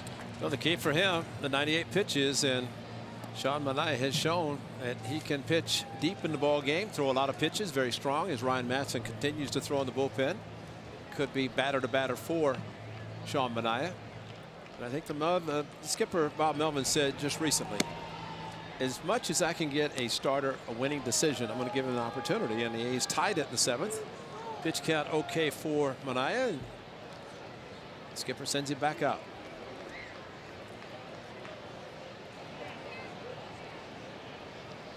Swanson a strikeout. A fly ball to right field. Good pitch. 1-2. Ciarte to follow, and then Phillips here in the 8th inning.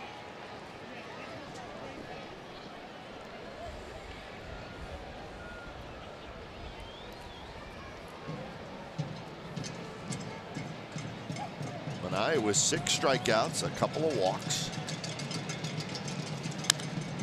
And this one's popped up. Keep an eye on that sun. Barreto seems to see it okay, and he's got it.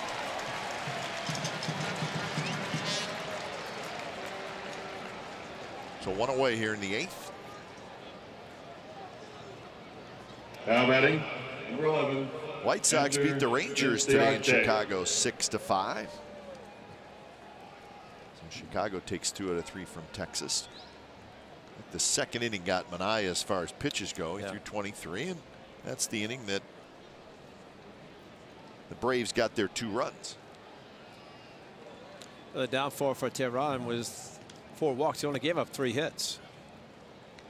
But too many pitches and too many walks.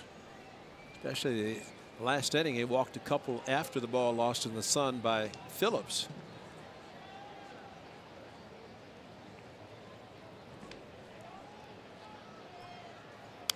Ciarte fouls it down to our left. 1-1 the count. Ciarte is 2 for 3. Single, double, and he knocked in a run in the 2nd inning.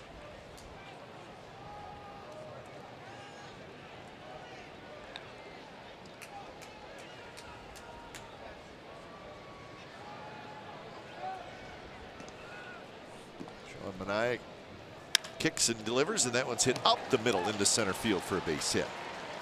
So Ciarte has a 3-hit game, and that is 6 hits now for the Braves, and that brings Bob Melvin out of the dugout, looking down, and he's going to make the call. So Matson's coming in. Very nice performance by Sean Manaea. He will not get a win today, but he pitched very well. So Manaea with a nice ovation from this crowd of over 18,000 today here at the Coliseum.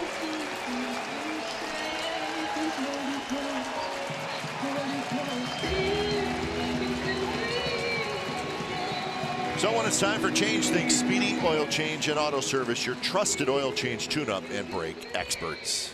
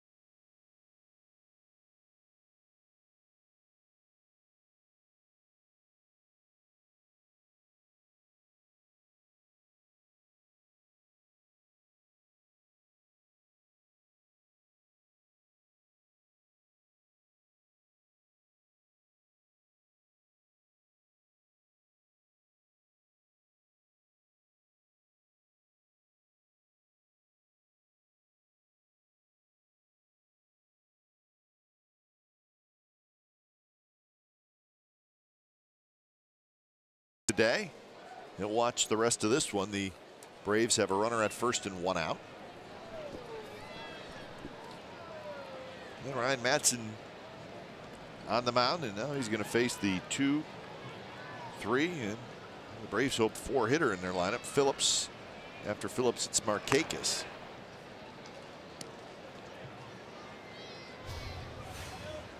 Madson, appearance number 34. He pitched yesterday an inning in the third, through 20 pitches, gave up a run. Phillips, it's Jan, pops a foul back.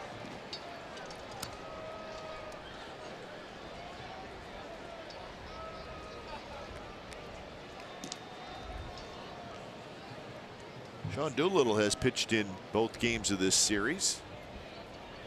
Yesterday it was Madson, Doolittle, and Casilla. What was surprising was yesterday seeing Doolittle come back after Friday night. Normally he does not go back-to-back, so that's encouraging for him to be able to do that. I would think he's not available today, with Coulombe already getting up once today.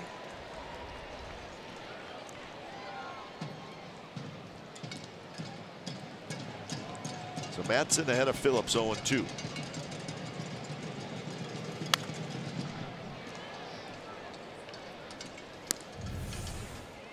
Watch the play. Wow. Backhander. It's a nice play. A little snow cone. It's okay. That's right. Catch is a catch. I always like snow cones too. Yeah, I know you do.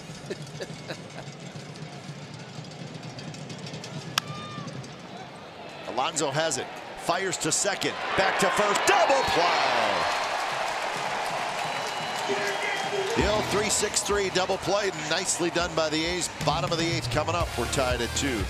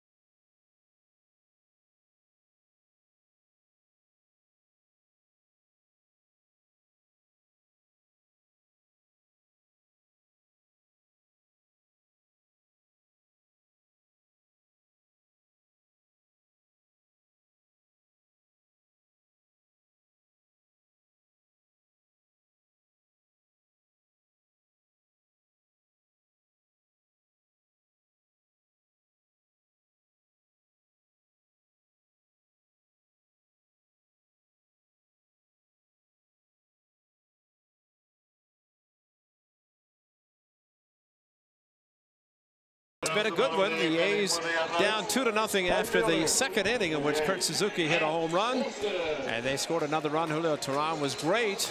6th and the 3rd, 7th inning, the A's got to him after a couple of walks by him. Inciarte with an RBI double. Adam Rosales sac fly that tied the game after the solo home run by Chris Davis. Once again, his 23rd, gave the A's within 1 run. Sean Manaea, great outing. He leaves with a no decision thanks to the double play turn by the A's to end the inning. So Olson, Matt Olson leading it off. Well, here's the double play, and again, a nice play by Alonso, the backhand, a little fumbling of the ball over to second and back to first base. And where is Brandon Phillips? And Sean Manaea very happy with that, trying to figure out if Phillips hit on the foot something that caused him to not run that hard to first base, which is a little surprising. I agree. 1-1 to Matt Olson. Lowry will be next, and then Davis against Ian Kroll. Kroll came in and got Rajay Davis on one pitch in the 7th inning. Ian Kroll spent the first 4 years as a professional baseball player with the Oakland A's organization. He was a 7th round pick in 2009 by the Athletics. And he was traded to the Washington Nationals. That one driven to left, and it's going to be over the head of Santana.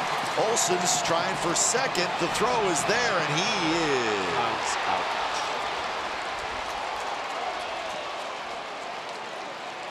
Well, the ball came off the wall nicely to Danny Santana, and it was hit so hard.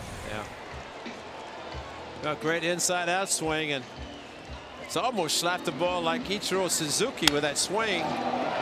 But over the head, watch the ball come right back to Santana, and a strong throw to second base, perfectly thrown. And Phillips just put the ball on the bag in his glove, and there's not much you could do as a runner except be called out and head back to dugout.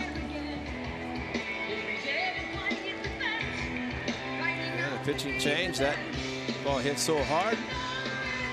It's going to be a change again. So with Lowry, the switch hitter, coming up, it'll be back to the bullpen for the Atlanta Braves when it's time for change. Think Speedy Oil Change and Auto Service, your trusted oil change, tune-up, and brake experts.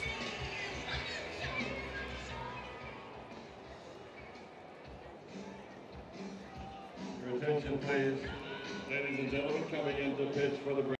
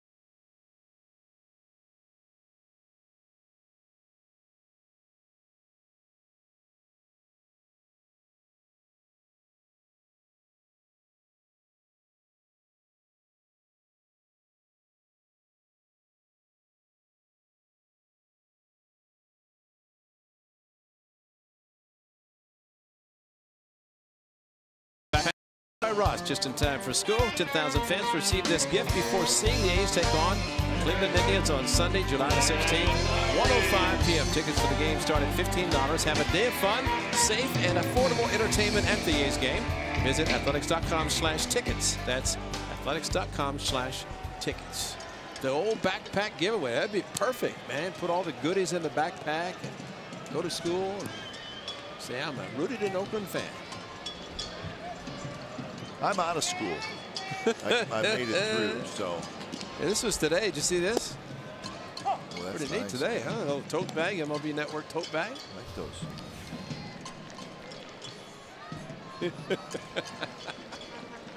Guy says, where's mine? BI's hoarding them. So the new pitcher is Jose Ramirez.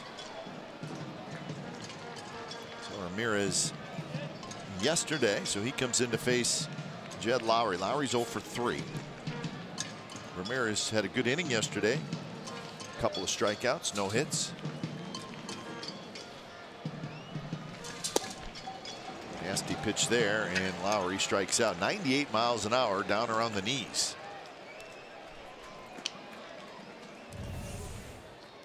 Right over the top and perfectly thrown. 98, easy 98 for Ramirez. Sinking down and away from Jed Lowry. That's not fair to throw 98 and have movement. I mean, that makes it difficult. But KD Man of the hour, do it again.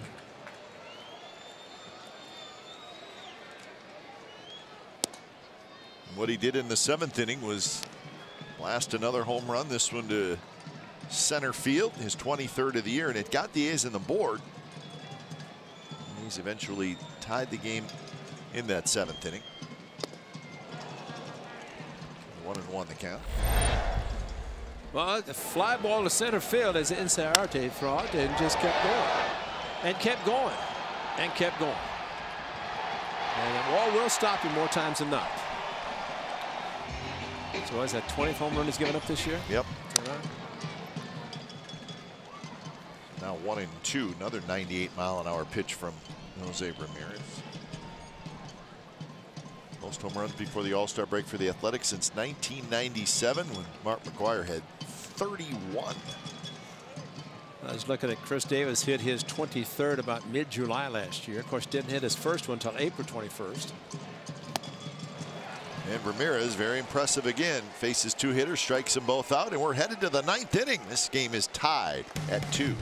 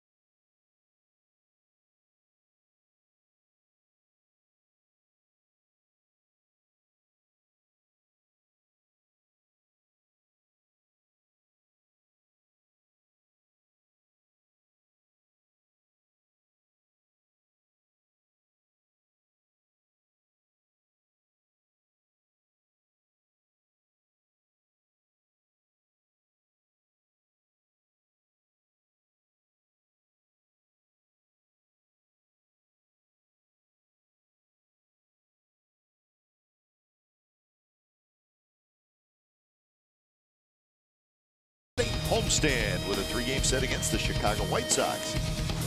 Tomorrow it'll be Cotton and Rodon. Remember, that's a 6:05 first pitch. Join us at 5 o'clock for A's pregame live. And there's the rest of the pitching matchups for the series. Gossett, Shields, and then Gray and Pelfrey. So 3-game set. Remember, you can stream the A's on the go with NBCSportsCalifornia.com and the NBC Sports app. So the White Sox are coming to town. They may have revenge on their mind, Ray. Yes, they might, and they, of course, will make their only trip to the Coliseum this year. The A's have already been back to Chicago last road trip. Casilla on the mound yesterday. Of course, it was an error that started the inning, but gave up a double to plate the go-ahead run and turned out to be the winning run. So here he's going to face Markakis, Kemp, and Adams.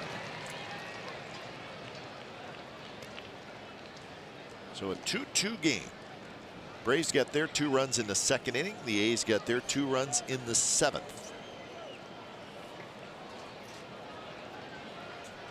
A's have stranded 5 through 8 innings. Braves have stranded 3. So again, not a great deal of offense.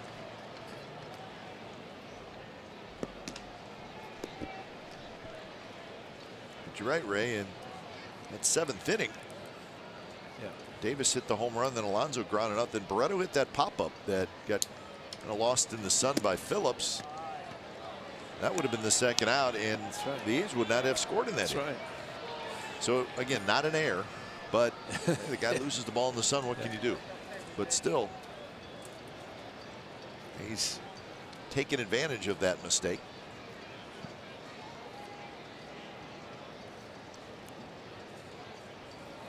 Three and one to Nick Markakis. And a fastball to hit. Fouled it back. 3-2. Markakis is 0 for 3. He reached on an error in the third. Hey, babe.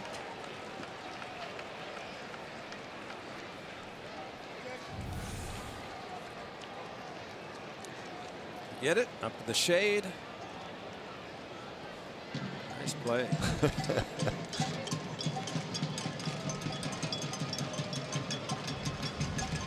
Sport in the leather. Toward left, Rajai Davis at the warning track, and Rajai Davis makes the catch. So Markakis 0 for 4. And here comes Matt Kemp.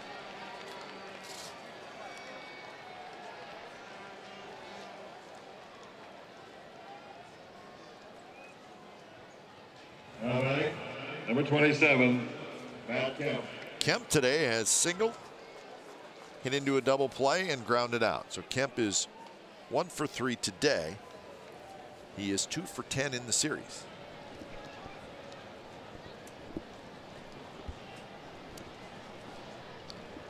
But very dangerous, and he's faced Casilla a lot. 5 for 17.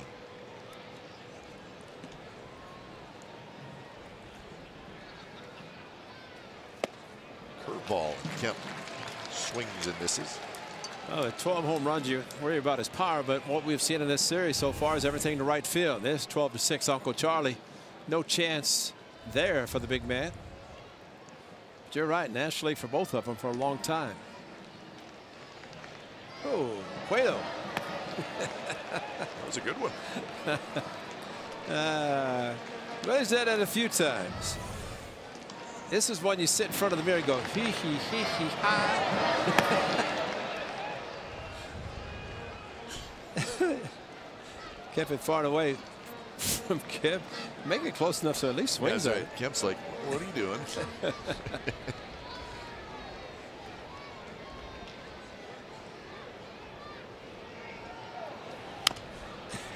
Rolled foul, so now the count 1-2. But if you're ever thinking about timing as a hitter and you're seeing a pitcher do that, you're going, wait a minute. I got my front foot down. Let's go up. Hesitation. And then here it comes. And throws his hands in the air when he's finished.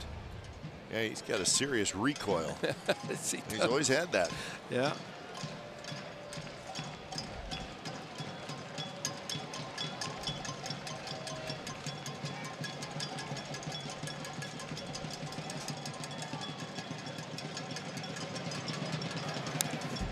Kemp spoiled a good pitch. 96 right on the black.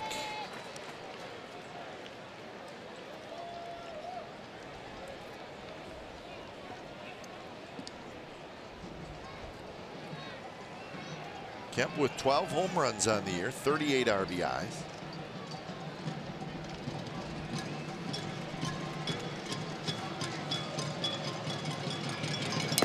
And he got it.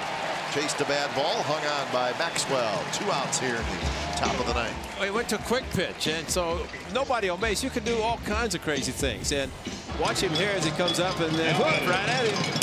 And threw a good breaking ball and got Kemp to swing and miss. Maybe foul tip hung on by Bruce Maxwell. But you look at 3 different pitches, 3 different deliveries. And he finally threw him one that he couldn't catch up, and can't touch this. So here's Matt Adams. Matt Adams is 0 for 3 today. 1 for 6 in the series.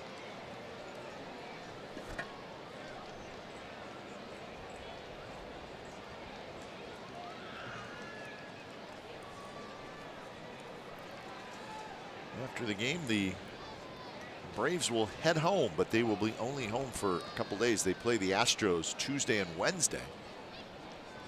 And then they finish at Washington, a 4-game series leading up to the All-Star break. So that's not even enough time to do your laundry. Although they will have tomorrow as an off day. And fortunately for them, it's a day game today, so they get in a reasonable time. After a 3-hour time change, 5-hour flight. 1 or 2 o'clock in the morning, maybe. Short hop.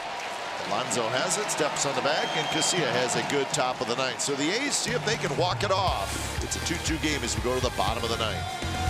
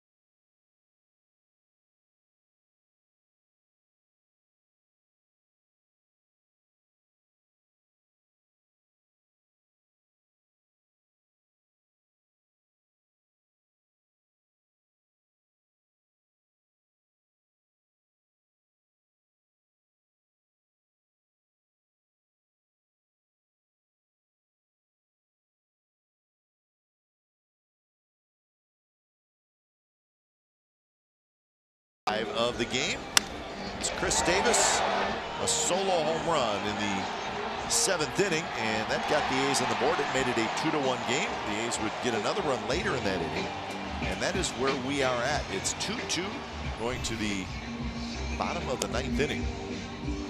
So we'll see if the A's can salvage a win in this series, and if they do, it'll be a walk-off win. So new pitcher for the Atlanta Braves.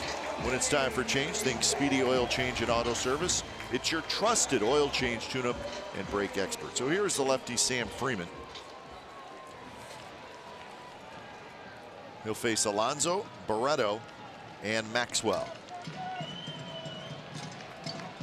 Yonder Alonso is 1 for 3, a strikeout, a single, and a ground out.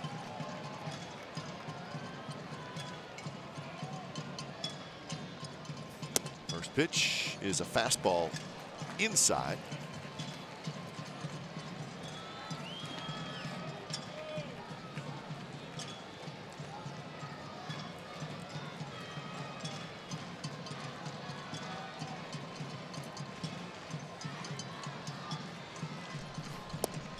There's a strike, big shift on for Yonder Alonso. He wasn't Ramirez pretty good? Wasn't pretty good last inning? Good. And I think he faced Lowry, the lefty, and struck him out. Yeah, I agree with you. Push the ball down the third baseline. Just take a bunt base hit. 2-1 the count. There it is. Only one on the left side. A huge opening on the left side. And this is a perfect time. You're tied game. Go in the 9th inning. Try to walk it off. Try to get on base. And not a bad thought. It's hit hard. Shallow right field. That's the third baseman, Camargo, who is way out there. And Camargo takes care of it. So it's a 5-3. The shift is on. Say hello to Marquez. How close he was. And it's amazing, the shifts. But I still say, we may see some hitting coaches say, hey guys, you see that shift, you see the whole left side of the infield, let's work on your bunting. Let's work on your inside out swing. And I think if the shifts continue, I think we may see that in the future. So here's Barreto. Barreto takes low. The third baseman, Camargo, who we just saw out in right field. Now he is back at third, and he is guarding the line. He's playing right near the bag at third. Quite an extreme, huh? From shallow right field to guarding the line. And you have at one time the entire left side of the infield open. In for a strike to Franklin Barreto. Barreto hit that pop-up that Phillips lost in the sun, so it went as a single. He then stole second base in the 7th inning and scored on Rosales' sacrifice fly.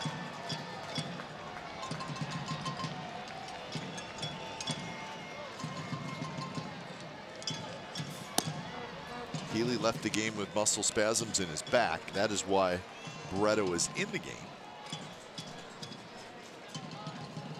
Barreto came in to play short, and Rosales slid over from short to third to take Healy's spot.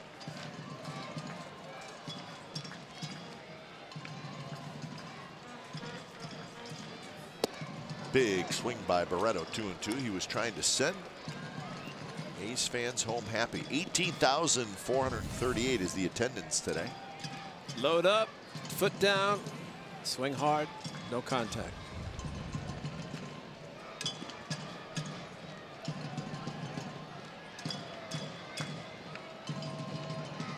So 2-2 the count to Barreto. He reached for it, spoiled a pretty good pitch from Freeman. Freeman is the 5th pitcher of the game for the Braves. The A's have used just Manaea, Matson, and Casilla.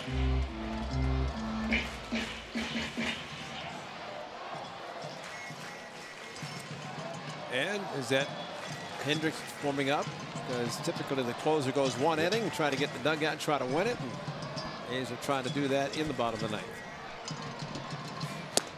Barreto swings and misses off speed pitch, and that's 2 outs here in the bottom of the 9th. There was a hanger too. Left it up, big swing, just no contact again.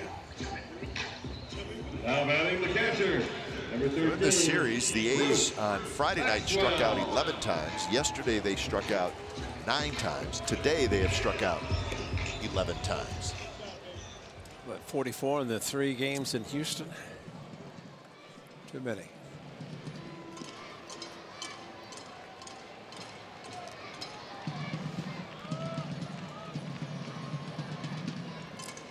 So here's Maxwell, a little slider for a strike.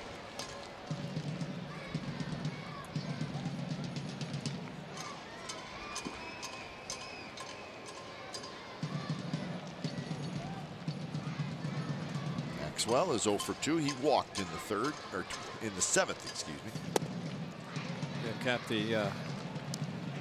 the Braves and the Braves fans have heard the drums for 3 days. I wonder if they're looking forward to go back to the chop. Yep, the chop. It's been their thing for quite a while.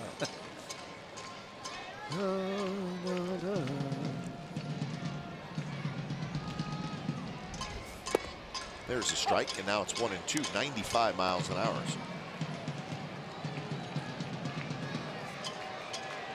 It's hard to figure out. You see somebody like Freeman, Yeah, been with 3 or 4 different teams, a left-hander. that's right.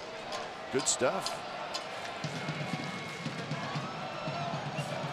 Maxwell just got a piece of that, rolled over on it. Mike Eldreddy would track it down. The Mariners just finished off the Angels 5-3 down in Anaheim. And that was the rubber game of that series.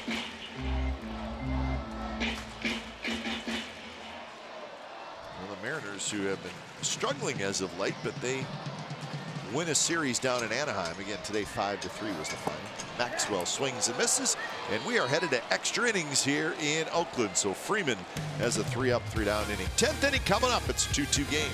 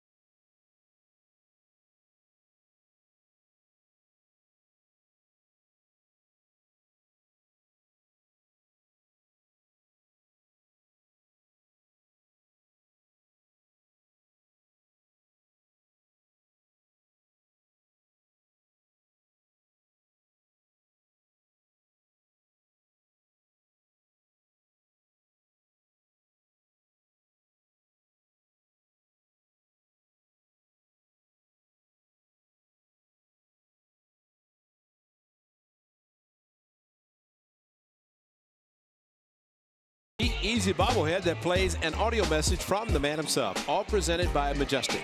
This bobblehead features Oakland's own G-Eazy, the world-famous rapper and lifelong A's fan. Plus, he will be at the game to throw out the ceremonial first pitch that night. For tickets, visit athletics.com/promotions.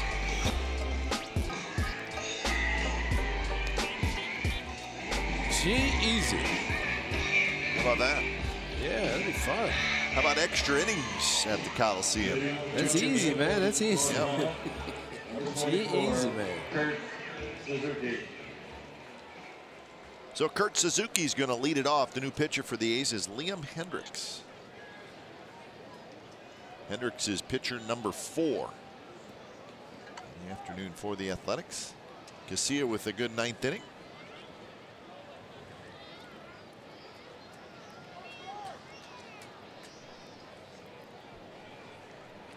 All the games in the American League are final. Suzuki slices one foul. Royals won again. They beat the Twins 6-2. Or the Royals.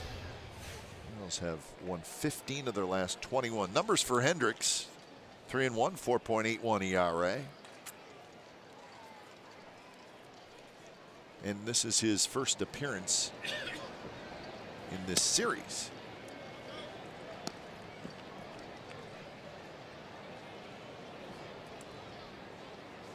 Indians beat the Tigers 11-8.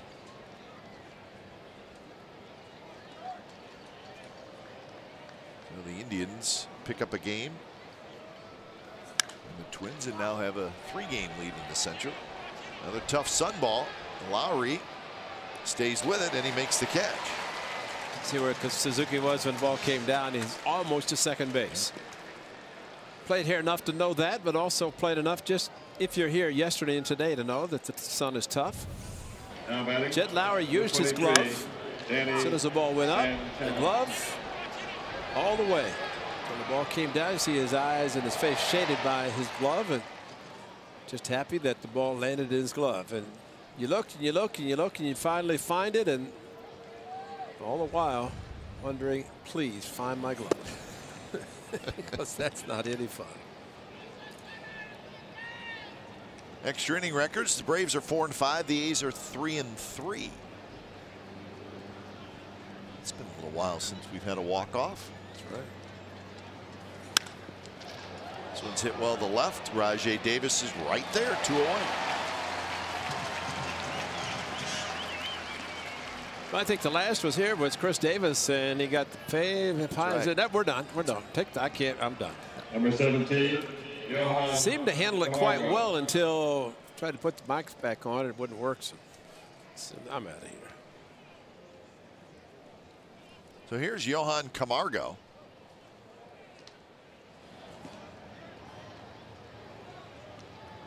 Camargo is 0 for 3.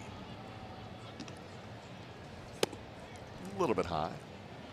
Red Sox beat the Blue Jays 15-1. Boy, is that two teams going in opposite directions.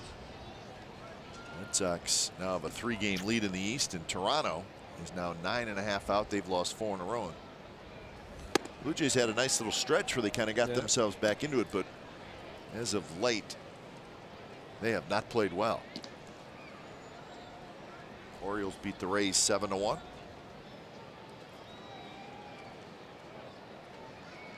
The Red Sox starting to play very well. They're now 12 games over the 500 mark.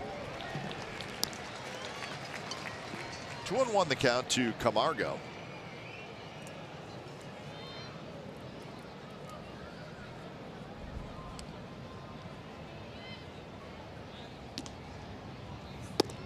Now 3-1. On deck is Dansby Swanson.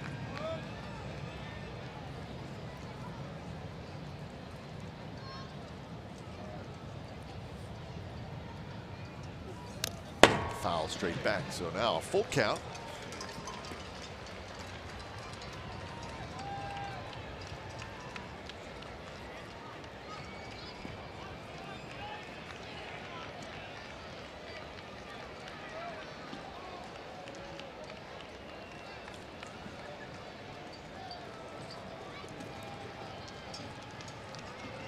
So Hendricks is ready.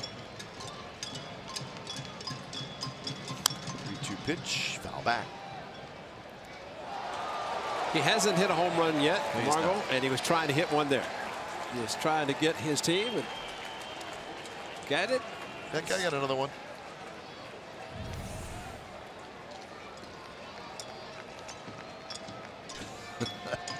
He's got good range. Yeah, perfect day for him.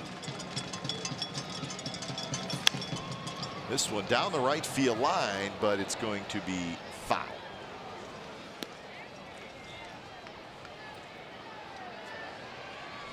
A good battle here between Hendricks and Johan Camargo. Camargo is 1 for 10 in this series.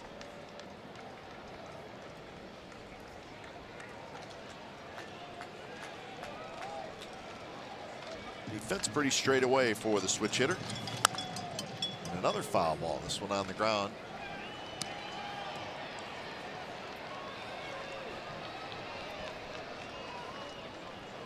Eddie Perez is the first base coach.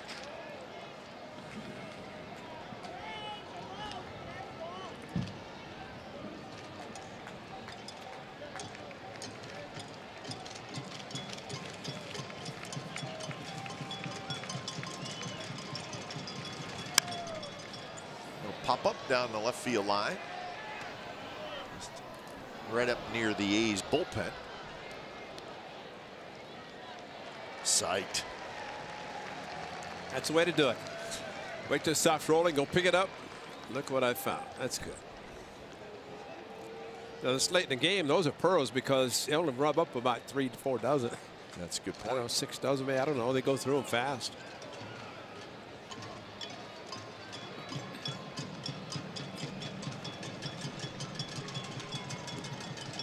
So another 3-2. And another foul ball. Stuck into Chip Carey and Joe Simpson on the TV side for the Braves as Daniel Coulombe gets loose quickly. And everybody's got this pace of game ways of, really making it a lot more interesting. Except for every foul ball goes to the stand. If it's caught, it's an out. Okay, we're trying everything. They said we'll start with 1 dozen baseballs, and once they're gone, they're gone. Game over. That would last about 1 inning, the way baseballs are thrown out. Now, it's kind of interesting listening to some of their ideas, which. Hey, it's great. Yeah. Throw fun stuff out there. That's right. I still like my idea. If you're hitting below 250, you cannot leave the batter's box. Ooh. And nobody can leave then. All right, too bad. That's great, yeah. And if your ERA is such, you have to throw within 10 seconds right. instead of 12 or if your 20. ERA is over 5, you are on the 12-second clock. Get it and throw it because you're eventually going to have to do it anyway. And that one's hit to right center and off the base of the wall. Camargo hustling into second with a double. So a 12-pitch at bat ends up a double for Johan Camargo. A little bit of a scary moment there as the ball headed out to the wall in right center and ended up hitting right at the base of the wall. And you could say, fortunately, the right guy hit it. Breaking ball on 3-2 on the 12th. And left or right center. And really for him, just getting on base with his speed. But that was scary close. Going to right center. Easy double for him. So Scott Emerson, a quick visit with Hendricks. So the go-ahead run is at second, and Now this is batting, Dansby Swanson, who has had Dansby a handful of big hits in this series. Well, he came with it yesterday against Casilla after the air, put a runner on. An air, stolen base, and here we go. So let's hope that doesn't happen today.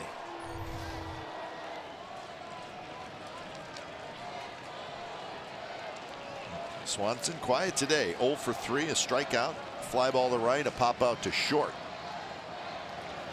First pitch, and he got a fastball up out over the plate. He fouled it straight back.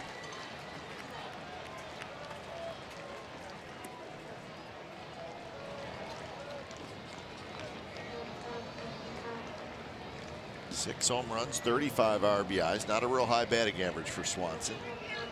First full year in the big leagues.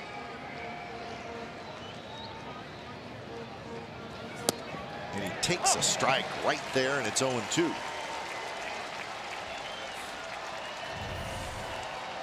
Well, pretty good pitch to hit, but also evidently fooled Swanson as he took a 96 on the corner, four-seamer.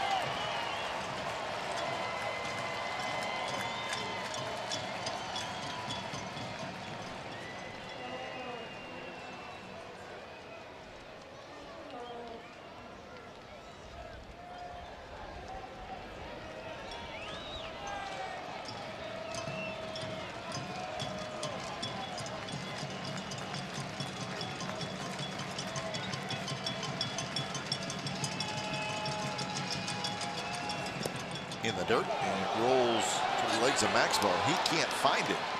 Camargo makes a big turn and stops.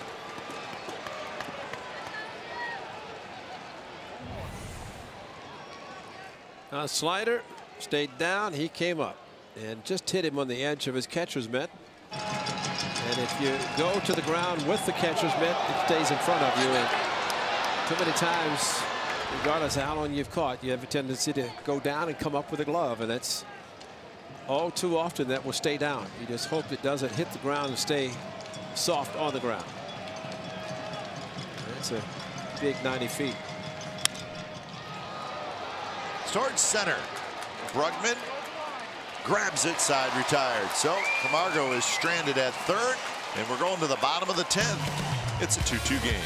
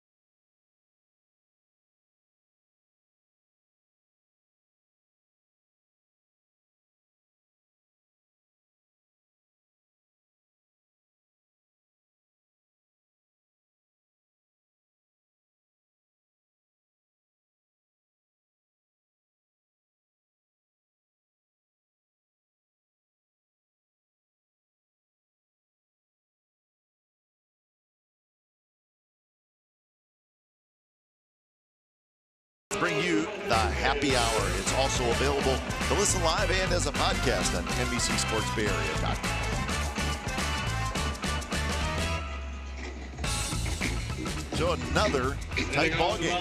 All the games in the series have been close games. 2-2, bottom of the 10th inning. Jacob Brugman to lead it off. Freeman, the left-hander, stays in the game.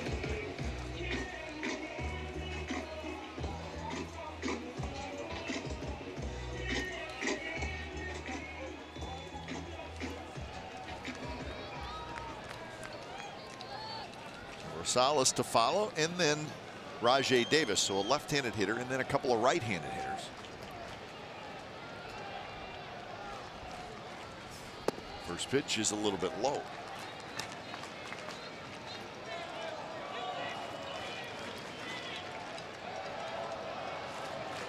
Well, for 2 with a walk today for Brugman. He walked in the 7th inning.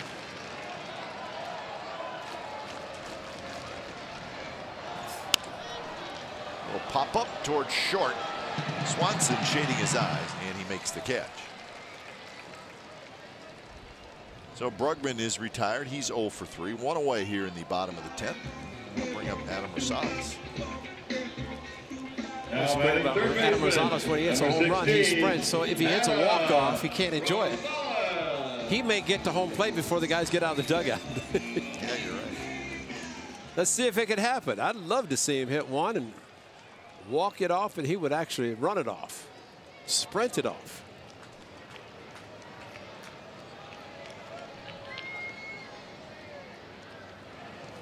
First pitch is down and away.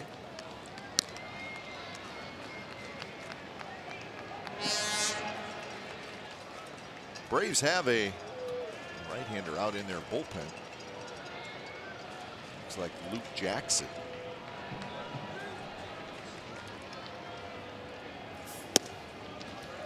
But they decide to leave Freeman in there. Freeman has faced 4, and he's retired them all. Jackson is ready.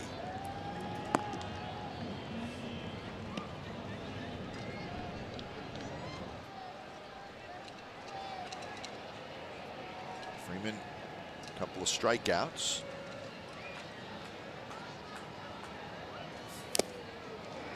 Camargo, the third baseman, he's playing, I mean, literally right next to the bag.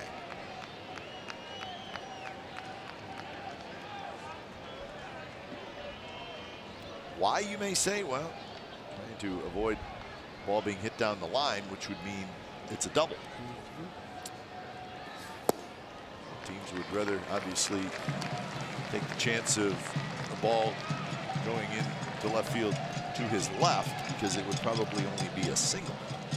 And we'll eventually have a statistic that shows how many times the ball actually is hit down the corner, past the third baseman. 3-1 pitch, good swing by Rosie. And that's number 3. Don't tell me. No. Oh, yeah. Seriously. You know, I think what you do after the second one, to give the third one to a kid. And you know what? I hope that's what that guy does, because that would be the right thing to do, don't you think, Ray? Yes, I do, as a matter of fact. I mean, I'm sure there's some kids in that section that you could find. If he were really smart, he'd give all 3 to somebody. Send a young kid home happy. Send 3 kids home happy. So Rosales with the walk. The A's have the winning run aboard. See, he's going to give it to a kid, right? I mean, he's got 3 yeah, balls. he's He put definitely up 3 going to give it fingers. to a kid. No, well, maybe. He jammed the other 2 in his bed. No.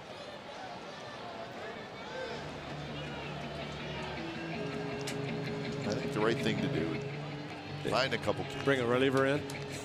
That's right. Why not? Pitcher number 6 is coming in. It's Luke Jackson. He's trying to win it here in the 10th.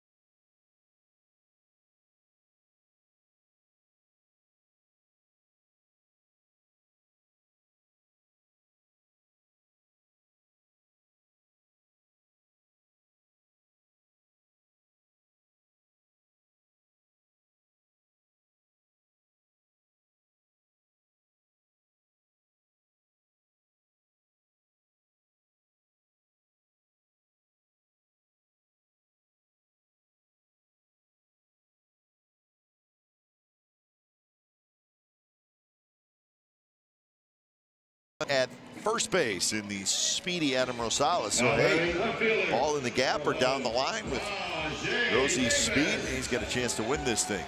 Here's Luke Jackson, his 19th appearance. 3.09 ERA, and this is the first time we have seen Luke Jackson in this series. Well, thanks to a couple of very good starting pitchers on Friday and Saturday, and didn't get the chance to see a lot. Don't want to see Jim Johnson again today. He's got saves in back-to-back games. Jim Johnson is the only Braves pitcher that has pitched in both games. And as we mentioned earlier, Doolittle has pitched in both games for the Athletics. Colon standing out on the bullpen mound for the Athletics, so he's ready. So Luke Jackson, pitcher number 6 today.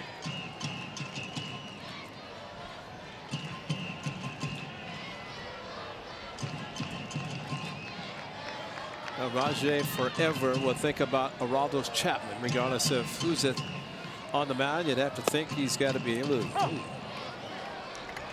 But maybe thinking a slicing ball down the right field line versus pulling a ball down the left field line. A perfectly thrown fastball, and that is about as perfect on the corner at 94.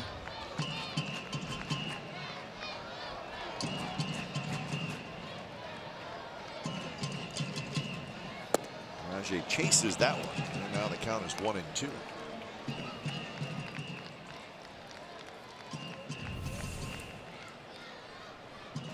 Hard slider away, a very difficult pitch for a hitter, and that time no contact. Matt Olson will be next.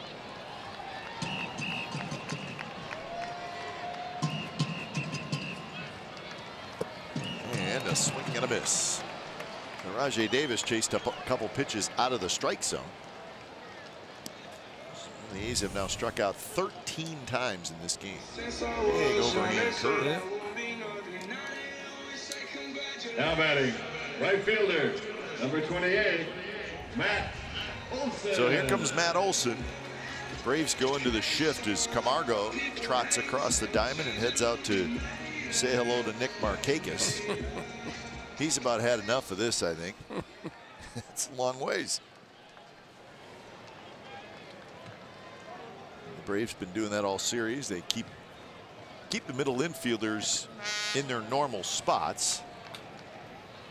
It's not a bad idea. You're only taking one player out of his normal position. Yeah, we're seeing more and more of that, where the odd man out is usually the guy in the best shape. The youngest, Rochambeau. He's got to run the farthest. Unbelievable.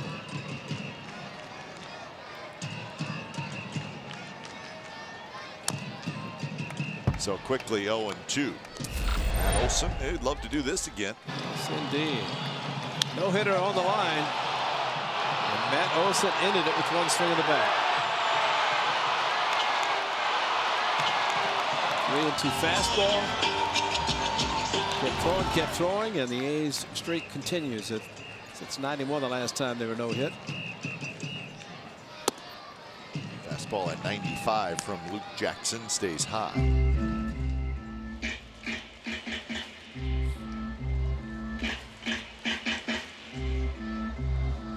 Pitchers left for the Braves are Johnson, Vizcaino, and Brothers. Rex Brothers is a left-hander.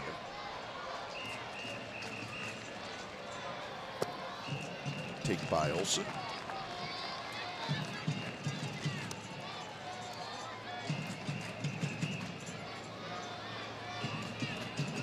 Outfield playing a little bit deeper, trying to cut a ball off in the gap.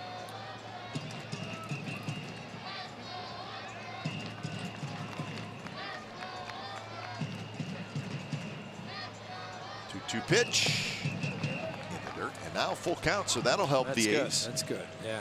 No doubles outfield. Hit a ball in the gap, and watch Rosie run. And they want to keep Adams at first base. See the manager sticking there saying, stay on the bag. That prevents a base runner from getting a huge lead.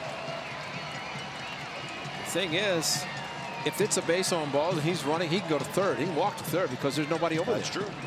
Keep an eye on that. Yeah. And that's because of the shift and only the shortstop in his position. I say he'll be running because it's 3-2 and 2 outs.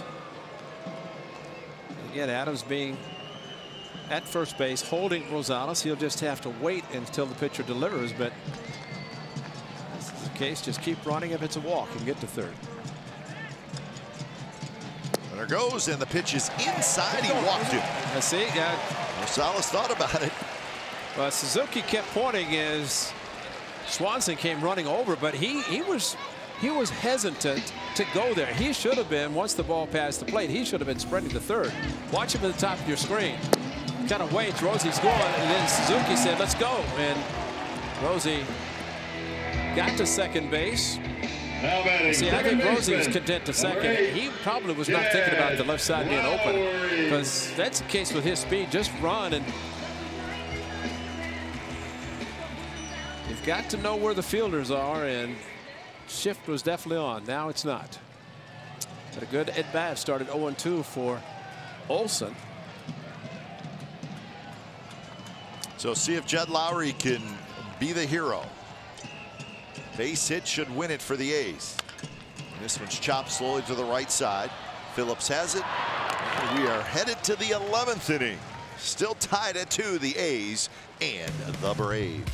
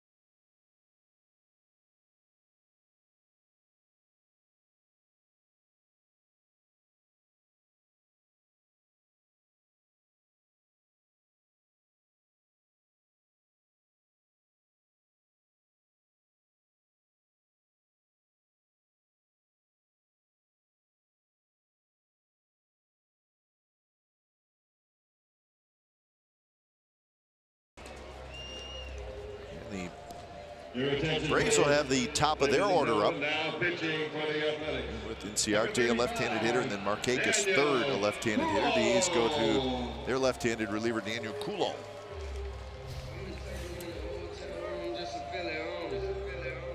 So Coulombe 1-1 with a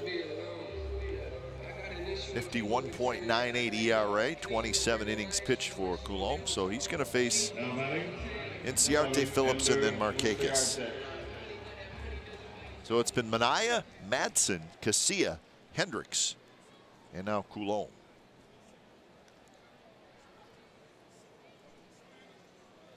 Corner infielders play even with the bag. Rosales at third, Alonso at first. Outfield, Brugman in center field, slid toward left center about 5 steps. Inciarte's had a good game. He's 3 for 4 with 2 singles, a double, and an RBI.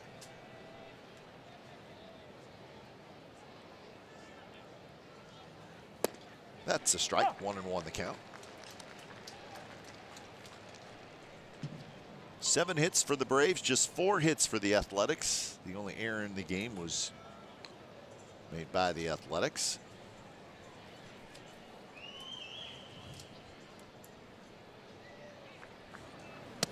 That one spins inside to Inciarte. All the games in the American League are final. As we told you, the Astros win, the Angels lose, the Rangers lose, the Mariners win. A's coming into today 4.5 games behind the Mariners. Try to get out of the cellar. In the National League, just the Padres and the Dodgers in San Diego. That game's still going on. The night game is the Nationals at the Cardinals. Coulomb needs to get the slider cutter down. That ball stayed up to Inciarte, and don't want to leave too many up in that zone. Strike 3 call. Inciarte just stood there and watched it head on by, and that's a strikeout. That's a curveball that really to lefties and or righties doesn't matter. It's a good one. Great 12-6. Floats right in, and you figure you can't hit it. Why swing at it? You hope it's called the ball. He didn't buckle the knees. He just didn't move. Just stayed there and watched it, and hoping that it didn't get the call he got. So 1 out. Here's Brandon Phillips.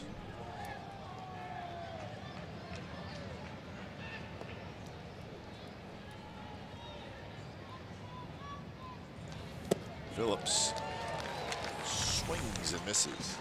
Well, here's cutter, sliders, curveball. 12-6 Charlie.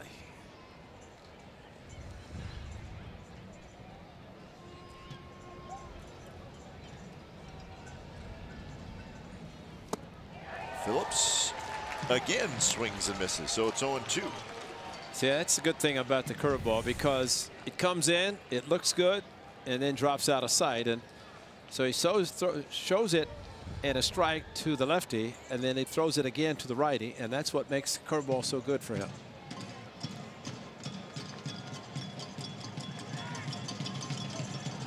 And on 3 pitches, Brandon Phillips strikes out. Coulomb strikes out the first 2 hitters that he faces here in the 11th inning. Well, he might as well stay with it. Great rotation, and Phillips just kept thinking, I'm going to hit a fastball, and never did. Nick Markakis. So with 2 outs, here's Markakis.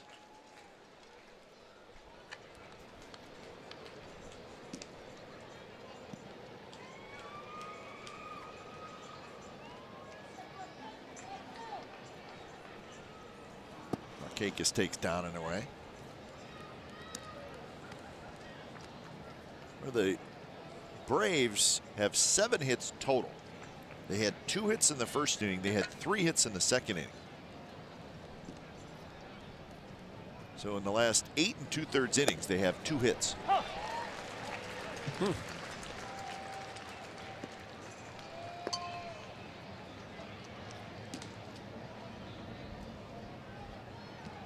Should also remember, Ray, way back in the second inning, Matt Olson threw a runner out at the plate. I was hoping that would be something that we'd be talking about, and you just brought it up. Nice memory. Because that was huge, and it's a big run in this game. A's have also turned 3 double plays, so that Inciarte, of all people, thrown out at the plate on the base hit by Phillips. So Matt Olson, a big throw. So 1-2 to Markakis, lefty on lefty. That happened about 3 hours ago. At least 2 days ago. Let's take a look at it again, since it's been so long. 2 outs. Already up 2-0 for the Braves, but a perfect throw by Olson nails Inciarte at the plate. And while at that time we said, yep, who knows if it'll mean anything, right now it means a lot, considering it's in the 11th inning. Not forget, Matt Olson, a natural first baseman, so his throws from the outfield pretty special.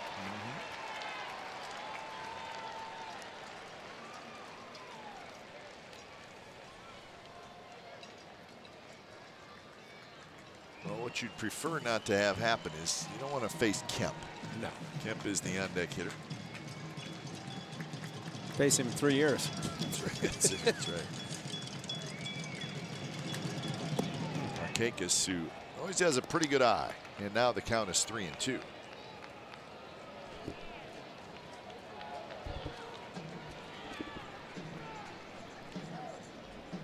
Well, top of the 11th inning from the Coliseum. Seagulls are starting to move in. Yes, they are. And that one spins inside on 3-2, and Markakis is aboard with 2 outs.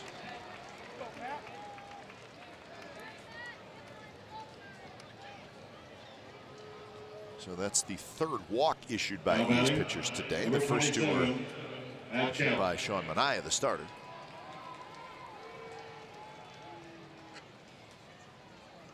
So here's Kemp. Kemp is 1 for 4. He's the cleanup hitter. He's the designated hitter.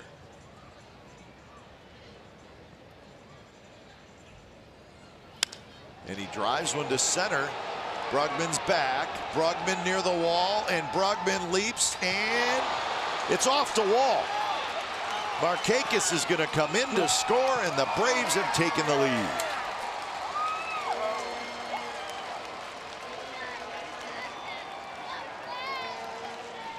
So you didn't want to see Kemp. Yeah, I thought he caught it. I thought the way he went up and got back to the wall, it was hit high enough. Got an off-speed pitch right into the wheelhouse, the power of Matt Kemp, but as high as it was hit, watch Brugman go back, and he played it actually perfectly as he goes back up to the wall. He's looking at the wall, jumps, and just maybe lost sight of it as it hit right at the 400 sign, right there, just off the edge of his glove, close to being a home run. Now maybe thought more about robbing him of a home run instead of catching the ball off the wall. So big hit for Kemp. But it looked like as far up as he went, if he had been over another 6 inches, he catches the ball. And when he came down, he had perfect timing. He just missed it. It's too bad. So now you got to get Adams. 2-out walk. Wow. And Jim Johnson is up, right? Yeah, I know. 18 RBIs with 2 outs this season. So Matt Kemp's still a very, very dangerous hitter.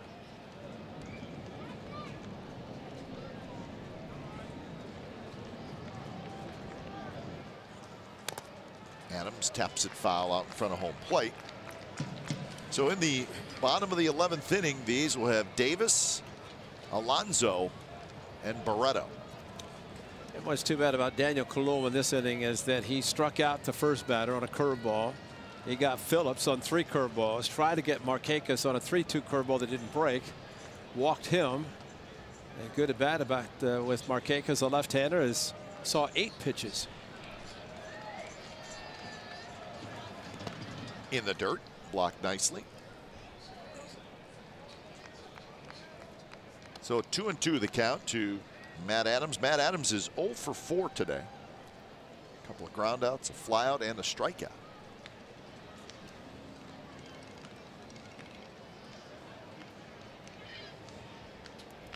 All right, now the A's need to get back in the dugout. Just keep this a 1-run deficit. Yeah, that's the biggest thing, as always. But sad for them to even score. But at this point right now, you just have to think about making it just 1 run. Adams bounces one foul to the far end of the dugout.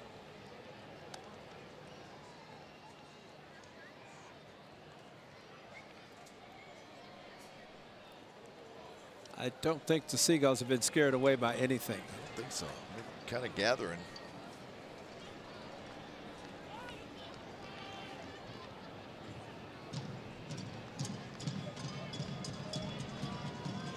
Cologne, pitch number 22 coming up. Here it is.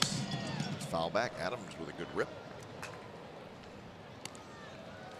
The only extra player the A's have left is Fegley.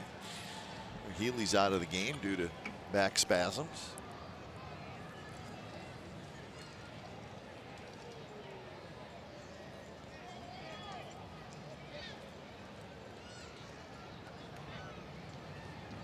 So another 2-2 pitch coming up to Matt Adams.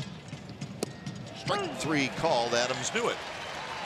The Braves take the lead on Matt Kemp's 2-out RBI double. A's will have Big Bopper Chris Davis leading things off against Jim Johnson when we come back. 3-2 as we head to the bottom of the 11th.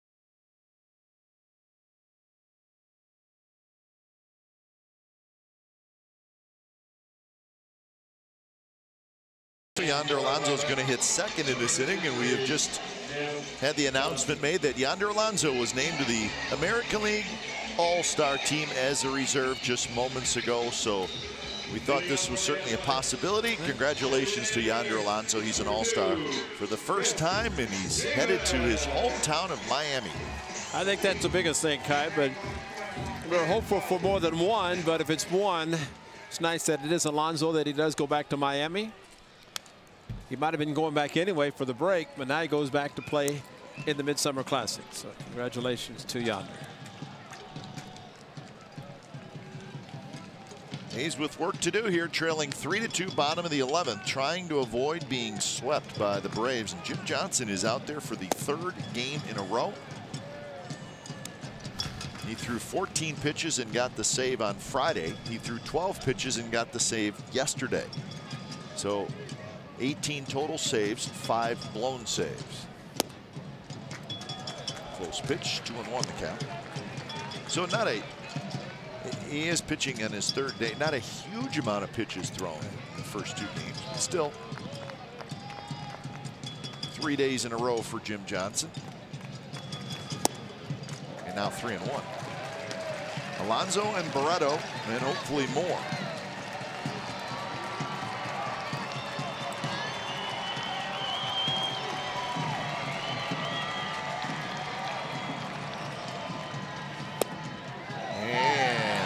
Very close. Called the ball. Johnson thought maybe he had a strike. The A's have the tying run aboard. So the A's have received 7 walks. That's the good news. The bad news is none of them have scored. That's exactly right. So here's Yonder Alonso.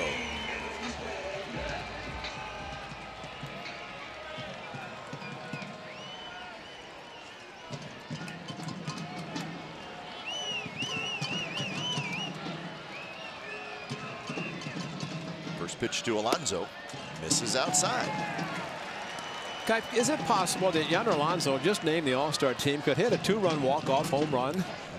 And we could congratulate him personally on the air? I think it's more than possible. I think it's highly probable. All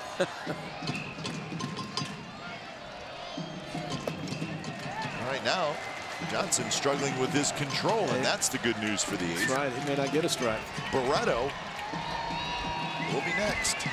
And remember, if it goes to 3-0, Yonder Alonso has had the green light almost every time, if not every time, that he's had that count. But right now, it's 2-0. And looking for the same type of pitch, just watch the sinker. Missed again. 3-0. Well, just be selective right here. Just don't want to get a sinker on 3-0, and that's one of the problems with a sinker ball pitcher, that it's not a true four-seamer. Get movement all the time, even on 3-0. And that one is a strike, 93 miles an hour. So now 3-1. So Barreto will be next. After Barreto, it's Maxwell and then Brugman.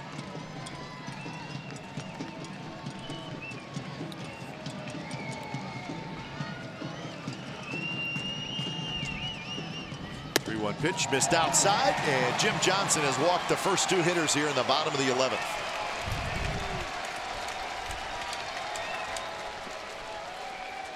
They're going to take a look at him, and I don't know. Kurt Suzuki looked into the dugout, so I don't know, either maybe the position and what they're going to do, or just to check on Jim Johnson.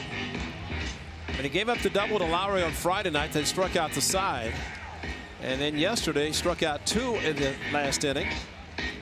Maybe this is more strategy. That's Chuck Hernandez, the pitching coach. Strategy, and see what it takes to get him to throw a strike.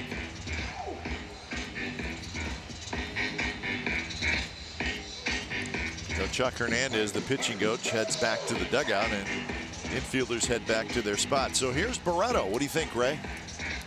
Is he bunting? Now batting. You know, it's one thing the A's don't do a lot of is sacrificing, but I'd say it's a pretty good opportunity to do it, because at worst case you get second and third if you're able to get the ball down successfully. And you have one run or chance to, of course, get a base hit to win it, but also a chance to tie it. And the home team, if you're going to bunt to third. He is bunting, and it's a strike. Pull the bat back. Pitch looked like it was a bit outside.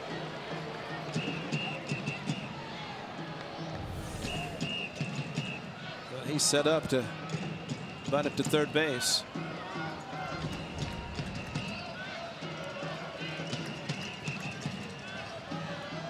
Fielders creeping in.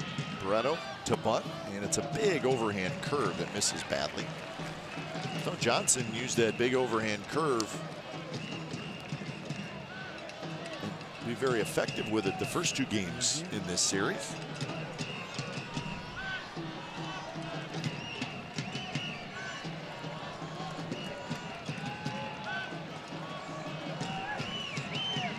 Barreto turns to bunt. And that's a strike. Pull the bat back. And now it's 1-2. Now he goes back to two-seamer, back door, bringing it in. Gets the call both times.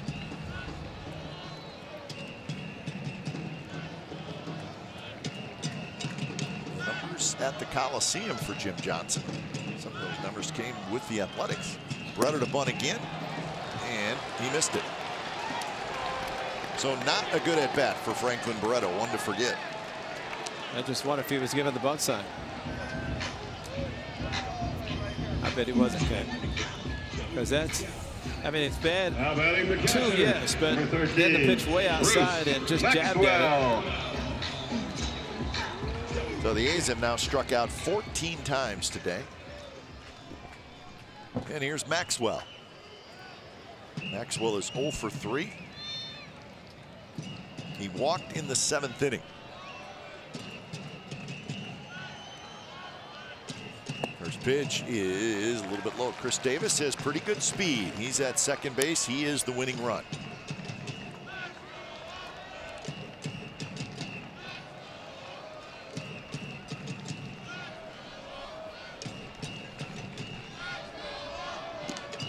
Good time for Maxwell's first hit today. Missed again outside. So right now, I think Jim Johnson's trying to figure out Stu Shearwater's strike zone. Maybe so is Franklin Barreto. That's true. Considering what happened to the 2 that he thought were outside. Well, Maxwell, hitters count 2-0. He had a good rip, fouls it left side.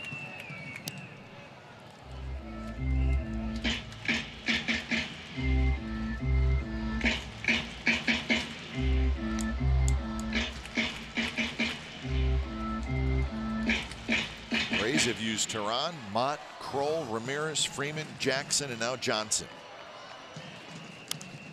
Again, foul, just about the same spot. So the count even at 2-2. You know, earlier when Bruce Maxwell came up, he was driving that same pitch to left field. Now he's kind of feeling for it. Almost like he's getting out front. Too much, yeah, exactly. If they can pull instead of opposite field. And when he first came up, he let the ball travel to him to the point that he could go to the opposite field effectively. Johnson, the 2-2 pitch. And that one is drilled to right field. Markakis, it's over his head off the wall, and the A's are going to win the game thanks to Bruce Maxwell.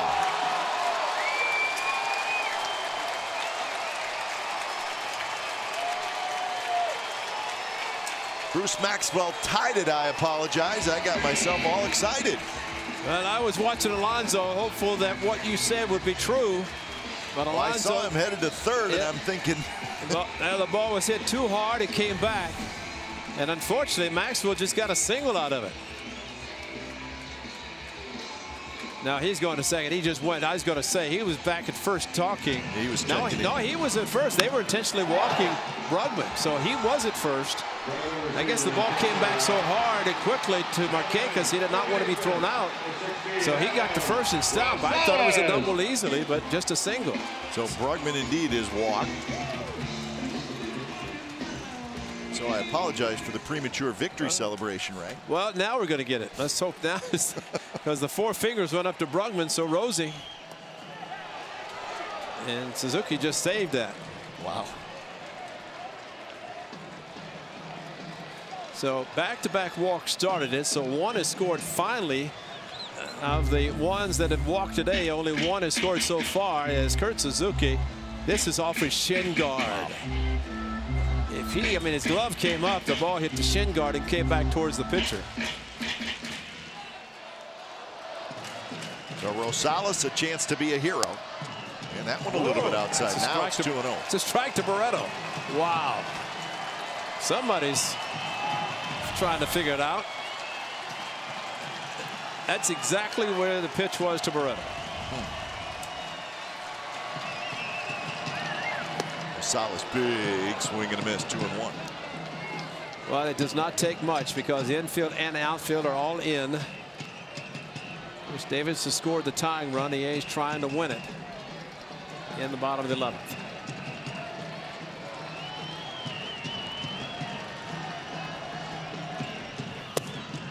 Strike call. A little bit of a late call by Stu Shearwater. So now it's 2-2. Well, that's a perfect throw. Another perfectly thrown pitch. Outside corner, and if Rosie swings at it, he probably beats it in the ground. He didn't think it was a strike.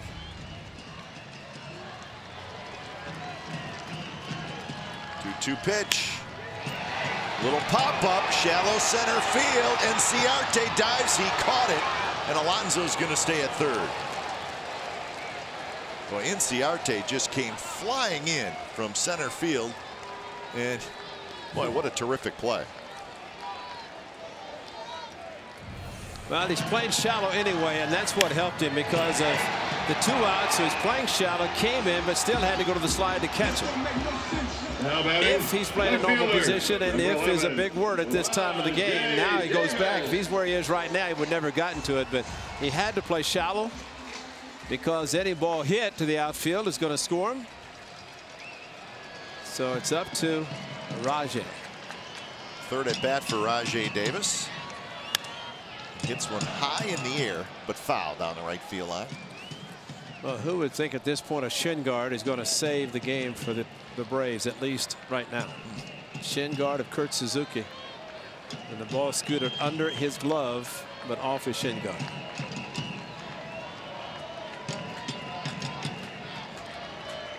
Oh, 1-1 to Davis. Rajai Davis went around, says Jeff Nelson, and just like that, it's 0-2.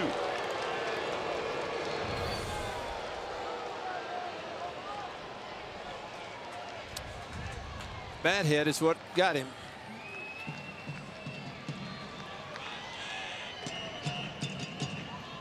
Oh, 2 pitch again. There's that big curveball. This time, no swing.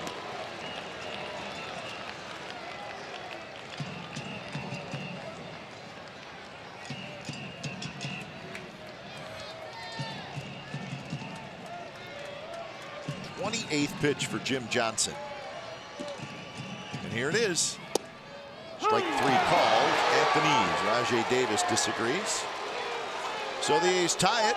I did my best to help them win it. I was hoping that would be the case. We're headed to the 12th. It's a 3-3 game.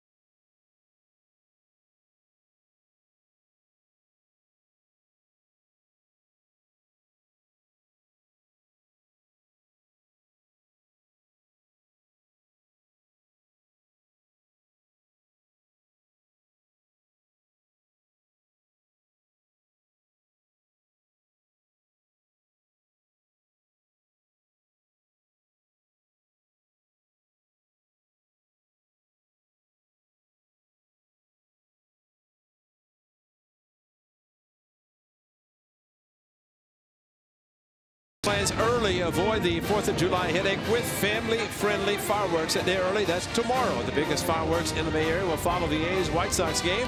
Enjoy the free fireworks show right on the field. And for tickets, visit athletics.com/happy. That's athletics.com/happy.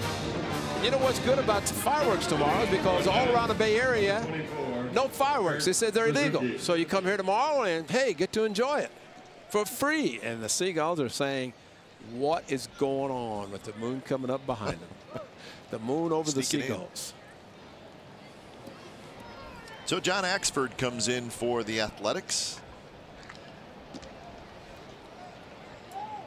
So each team with a run in the 11th inning to keep this tied. It's 3-3. Kurt Suzuki to lead it off. First pitch is outside to Suzuki. Well, I think at this point it's which team's going to run out of pitchers because everybody's doing 1 inning.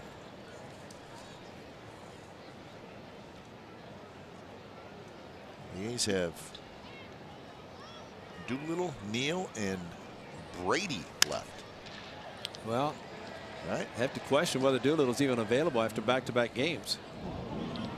And with that in mind, you got 2 long guys actually in Neal and Brady.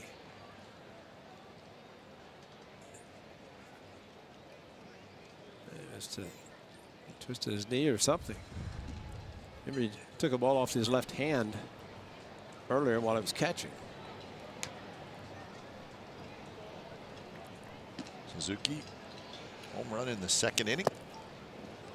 Since then, he has grounded out twice and popped out.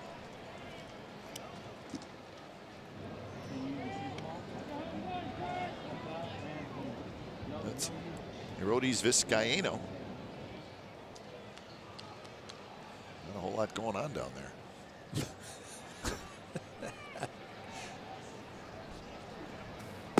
Now 3-1 to Suzuki. Danny Santana to follow. And then Yohan Camargo.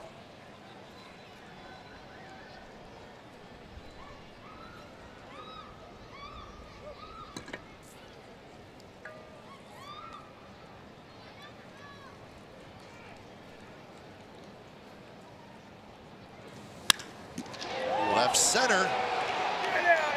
Braves take the lead thanks to Kurt Suzuki, his 2nd home run today.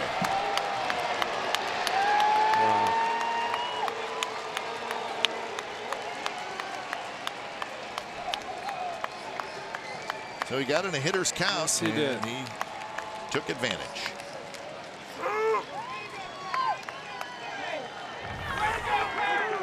Load up and let it go, and boy, he did. This one at least on the inner part of the plate, but the one he hit off Manaea was outside. But this, where has the power come from? And that was crushed. I mean, it sounded like it's going to be a home run and left his bat. Wow. So he drove in the 1st run with a home run, and the Braves hope it's the last one. And the kid didn't. I mean, this went out and came back in so fast.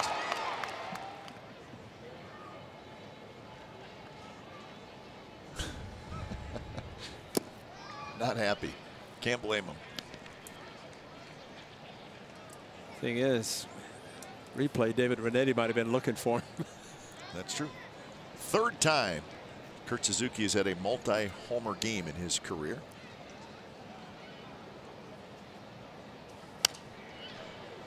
One and two the count to Danny Santana. I hate to say it, we saw Josh Reddick excel against the A's. Of course, seeing him a lot as the A's and Astros plays them 19 times a year. Series in Houston just completed for the A's. Man, he was doing everything. And now Kurt Suzuki, a former Athletic, does the same today. First and only game that he's played in the series. Danny Santana has walked a couple of times.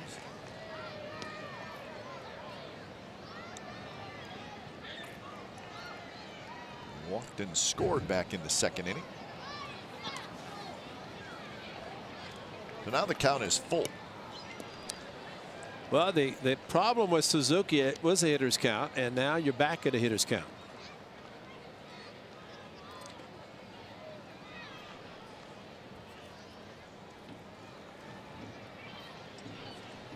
There are a lot of Seagulls out there, man. You get Nancy. It's like they saw the home run and said, okay, we're back. Extra innings, got the lead again. Axford with a nice play, flips to first. So that's out number 1 here in the top of the 12th.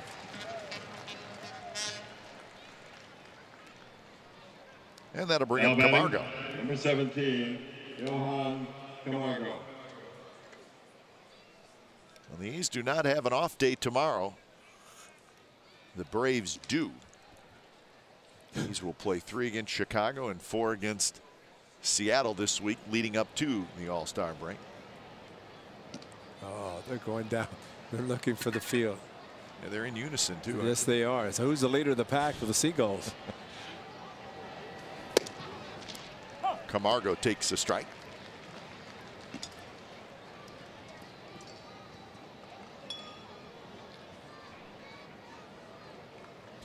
That was the giveaway today. And they're in the upper deck. The MLB Network tote bag. Yeah, that's just some of them, folks. Yeah. There's more than that. That's right.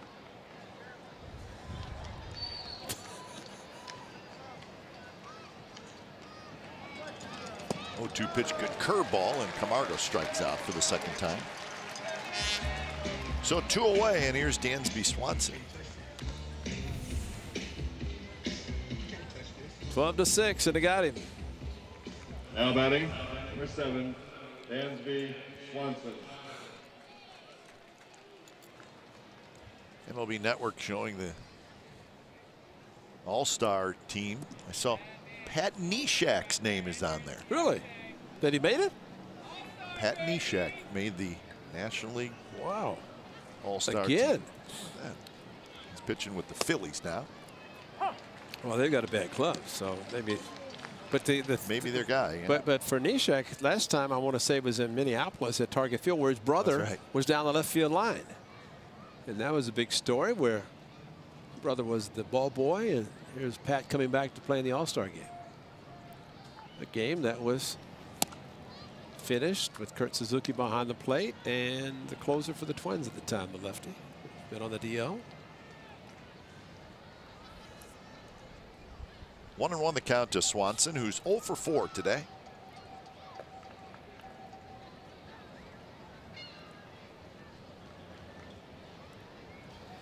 Swanson goes after a fastball running in on him, and he rolls it foul. Erodes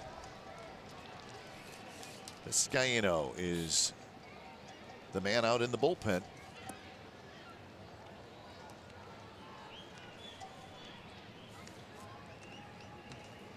These will have Olson, Lowry, and Davis in the bottom of the 12th. Another curve. This one down and away to Swanson. A week from Tuesday, the All-Star game in Miami.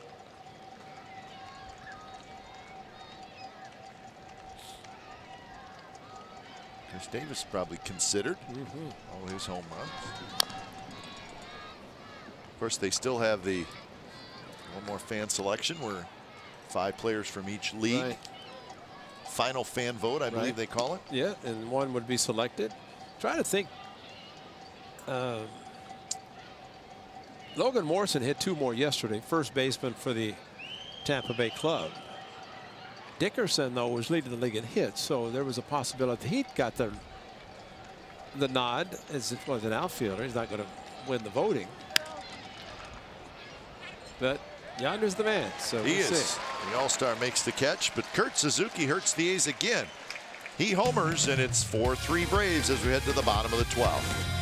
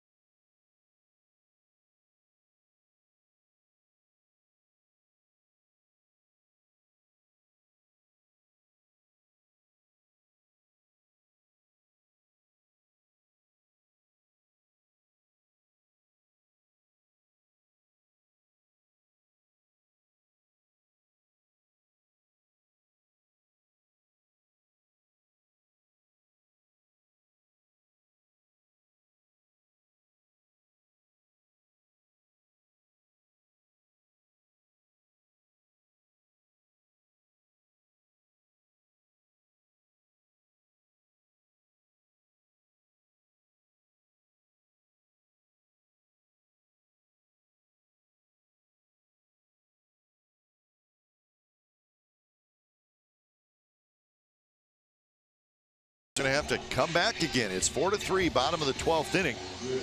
Arodys Vizcaino is the new pitcher for the Braves. He'll try to get the save. He is the 7th relief pitcher used today. Braves have just one more down in the bullpen. It's the left-hander Rex Brothers.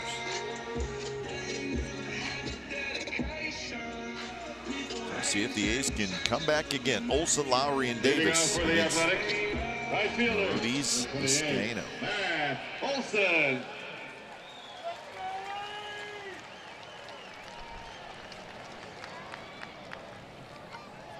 First pitch to Matt Olson, a big swing and a miss. Vizcaino, yesterday, 2/3 of an inning, gave up 2 hits and 2 runs. He threw 22 pitches. So not effective yesterday. Did not pitch in game 1. Hard thrower, 99 miles an hour. Yeah, the walk to Lowry, the 2-run home run by Chris Davis that tied the game, and KD will be hitting in this inning. Matter of fact, he's the on deck, sir. Nope, that's going to be Lowry, then KD.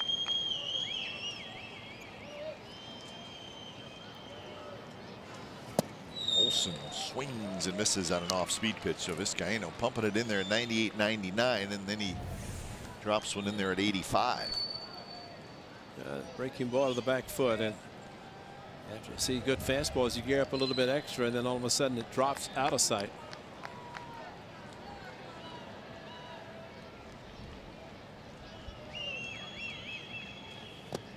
And he did it again, and Olson swings over top. Suzuki flips it to first, 1 out here in the 12th.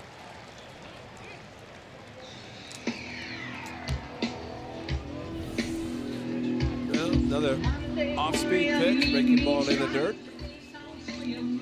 Now batting second baseman, number 8, Jed Lowry.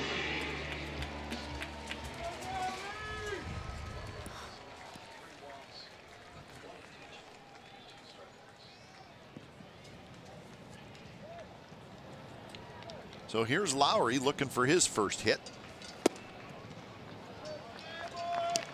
Couple of groundouts, couple of strikeouts, and a line out for the A's second baseman. He has not had a whole lot of hitless games this year, but he's sitting on one today. 2-0 the count. He wants a new baseball, does Vizcaino.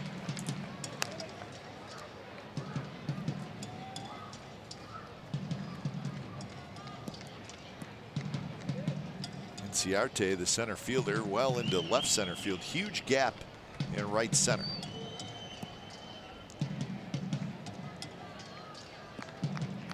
Lowry. Head in the count, 2-0. And he had a good rip. Tough to catch up with, though, 98 miles an hour, and it was a little bit toward the inner half of the plate. That's a good one, drill out, but maybe just tied him up enough that he could not extend his arms enough to make contact. 99 miles an hour. Now it's 2-2. That's nasty. That is a great fastball. And it just seems relievers come in and they throw harder and harder. Jed just a little bit tardy on the pitch.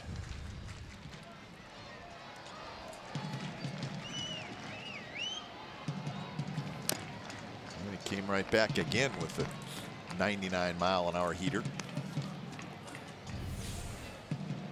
It's right there. Kurt Suzuki just not able to hang on to the foul tip. Got him in the same spot it got him earlier, and that's the same reaction he had earlier. Too bad he didn't come out of the game when that happened earlier. Maybe he's still tied.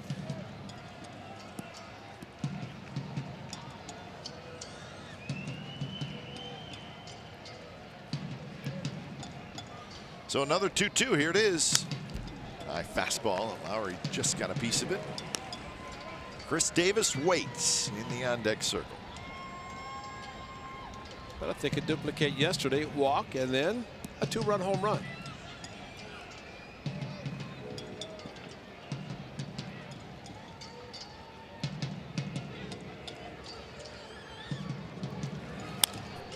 Again, foul. That one down a little bit.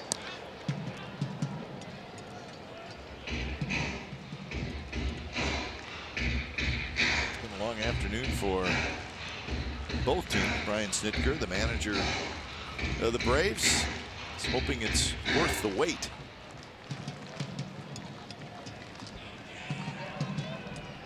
Vizcaino kicks and deals, and he went with that hard slider, and Lowry strikes out. Straight away center field. First pitch he saw from Vizcaino, gone. Now batting designated hitters, number 2, Chris Davis. So this time Jed Lowry's not on. That would tie the game at 3.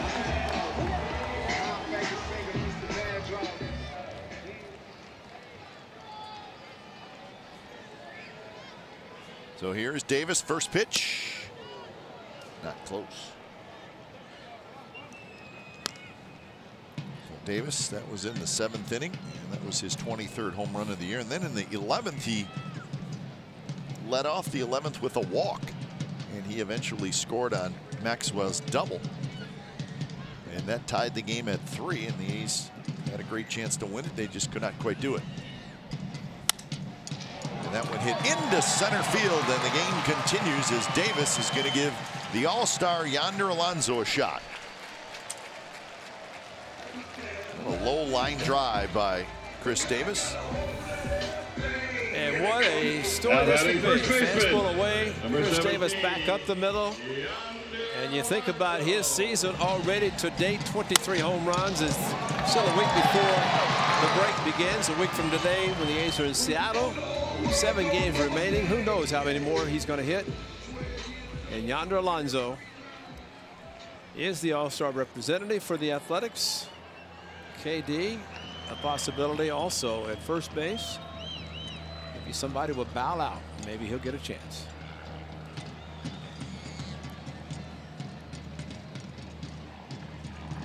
First pitch to Alonso is a fastball away. Well, we've seen the A's get down to 2 outs, and then seems like it's over, and then somebody gets on, somebody keeps it going, and next thing you know, they win it in walk-off fashion. Right now, just trying to keep it going. Yonder fouls that one at the plate, in the count 1-1. We just saw where Justin Smoak was actually voted in as the starting first baseman in the American League. Wow. Yeah. So he beat Hosmer. So he must have had a late surge. It was the last time I saw Hosmer was not by a huge amount, but you know, it looked like he had a fairly safe lead. And Smoak and Morrison behind Hosmer, and wow, it's interesting. Yonder waits. The 1-1 pitch from Vizcaino. Here it is. A little bit inside with that hard slider.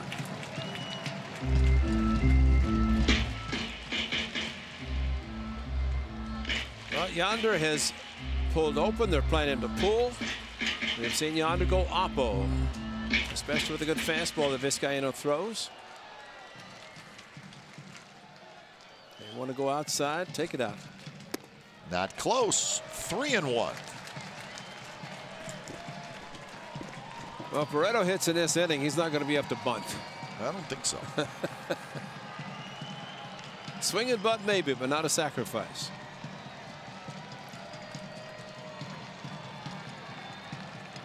Uh-oh, Seagull's landing. Incoming. So they saw something on the infield grass. 3-1 pitch. Here it is, and it's not close to the backstop. So the A's are going to get the tying run to second base, and it's going to be the youngster Franklin Barreto. Cap, I believe that was one of those. You got the kid coming up. You got Alonso, who's already hit 17 this season. Threw him a 3-1 slider. It wasn't even close. I think it was Kurt Suzuki just pretty much saying, not going to let Alonso beat us. Now batting shortstop. And let's hope Franklin Barreto can be the guy. How about this, Ray? The A's hitters today have received 10 walks and have struck out 17 times. And only one has scored, and that was last inning to tie it. So here's Barreto. He came in the game in the 3rd inning. Ryan Healy left with back spasms. Chance to be a hero for Barreto.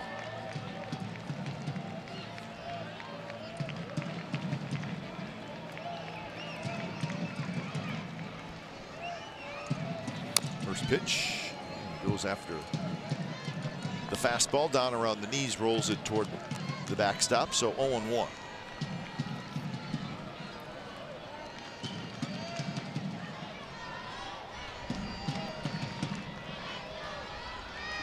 Well, right now the A's are hoping for any kind of hit to the outfield that could plate the tying run.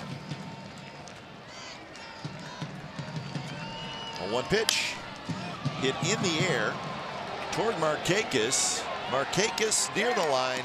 He's got it, and that's the ball game.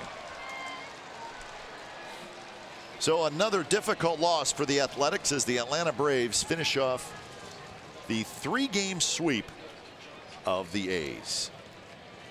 So today's game took 4 hours and 11 minutes. The crowd was 18,438. The final score this afternoon, it's the Atlanta Braves 4 and the Oakland A's 3 in 12 innings. Stay tuned. A's post game live with Brody Brazil, Shooty Babbitt, and Dave Stewart is set to roll from the studio. Here's the final line score for this afternoon's game, ladies and gentlemen.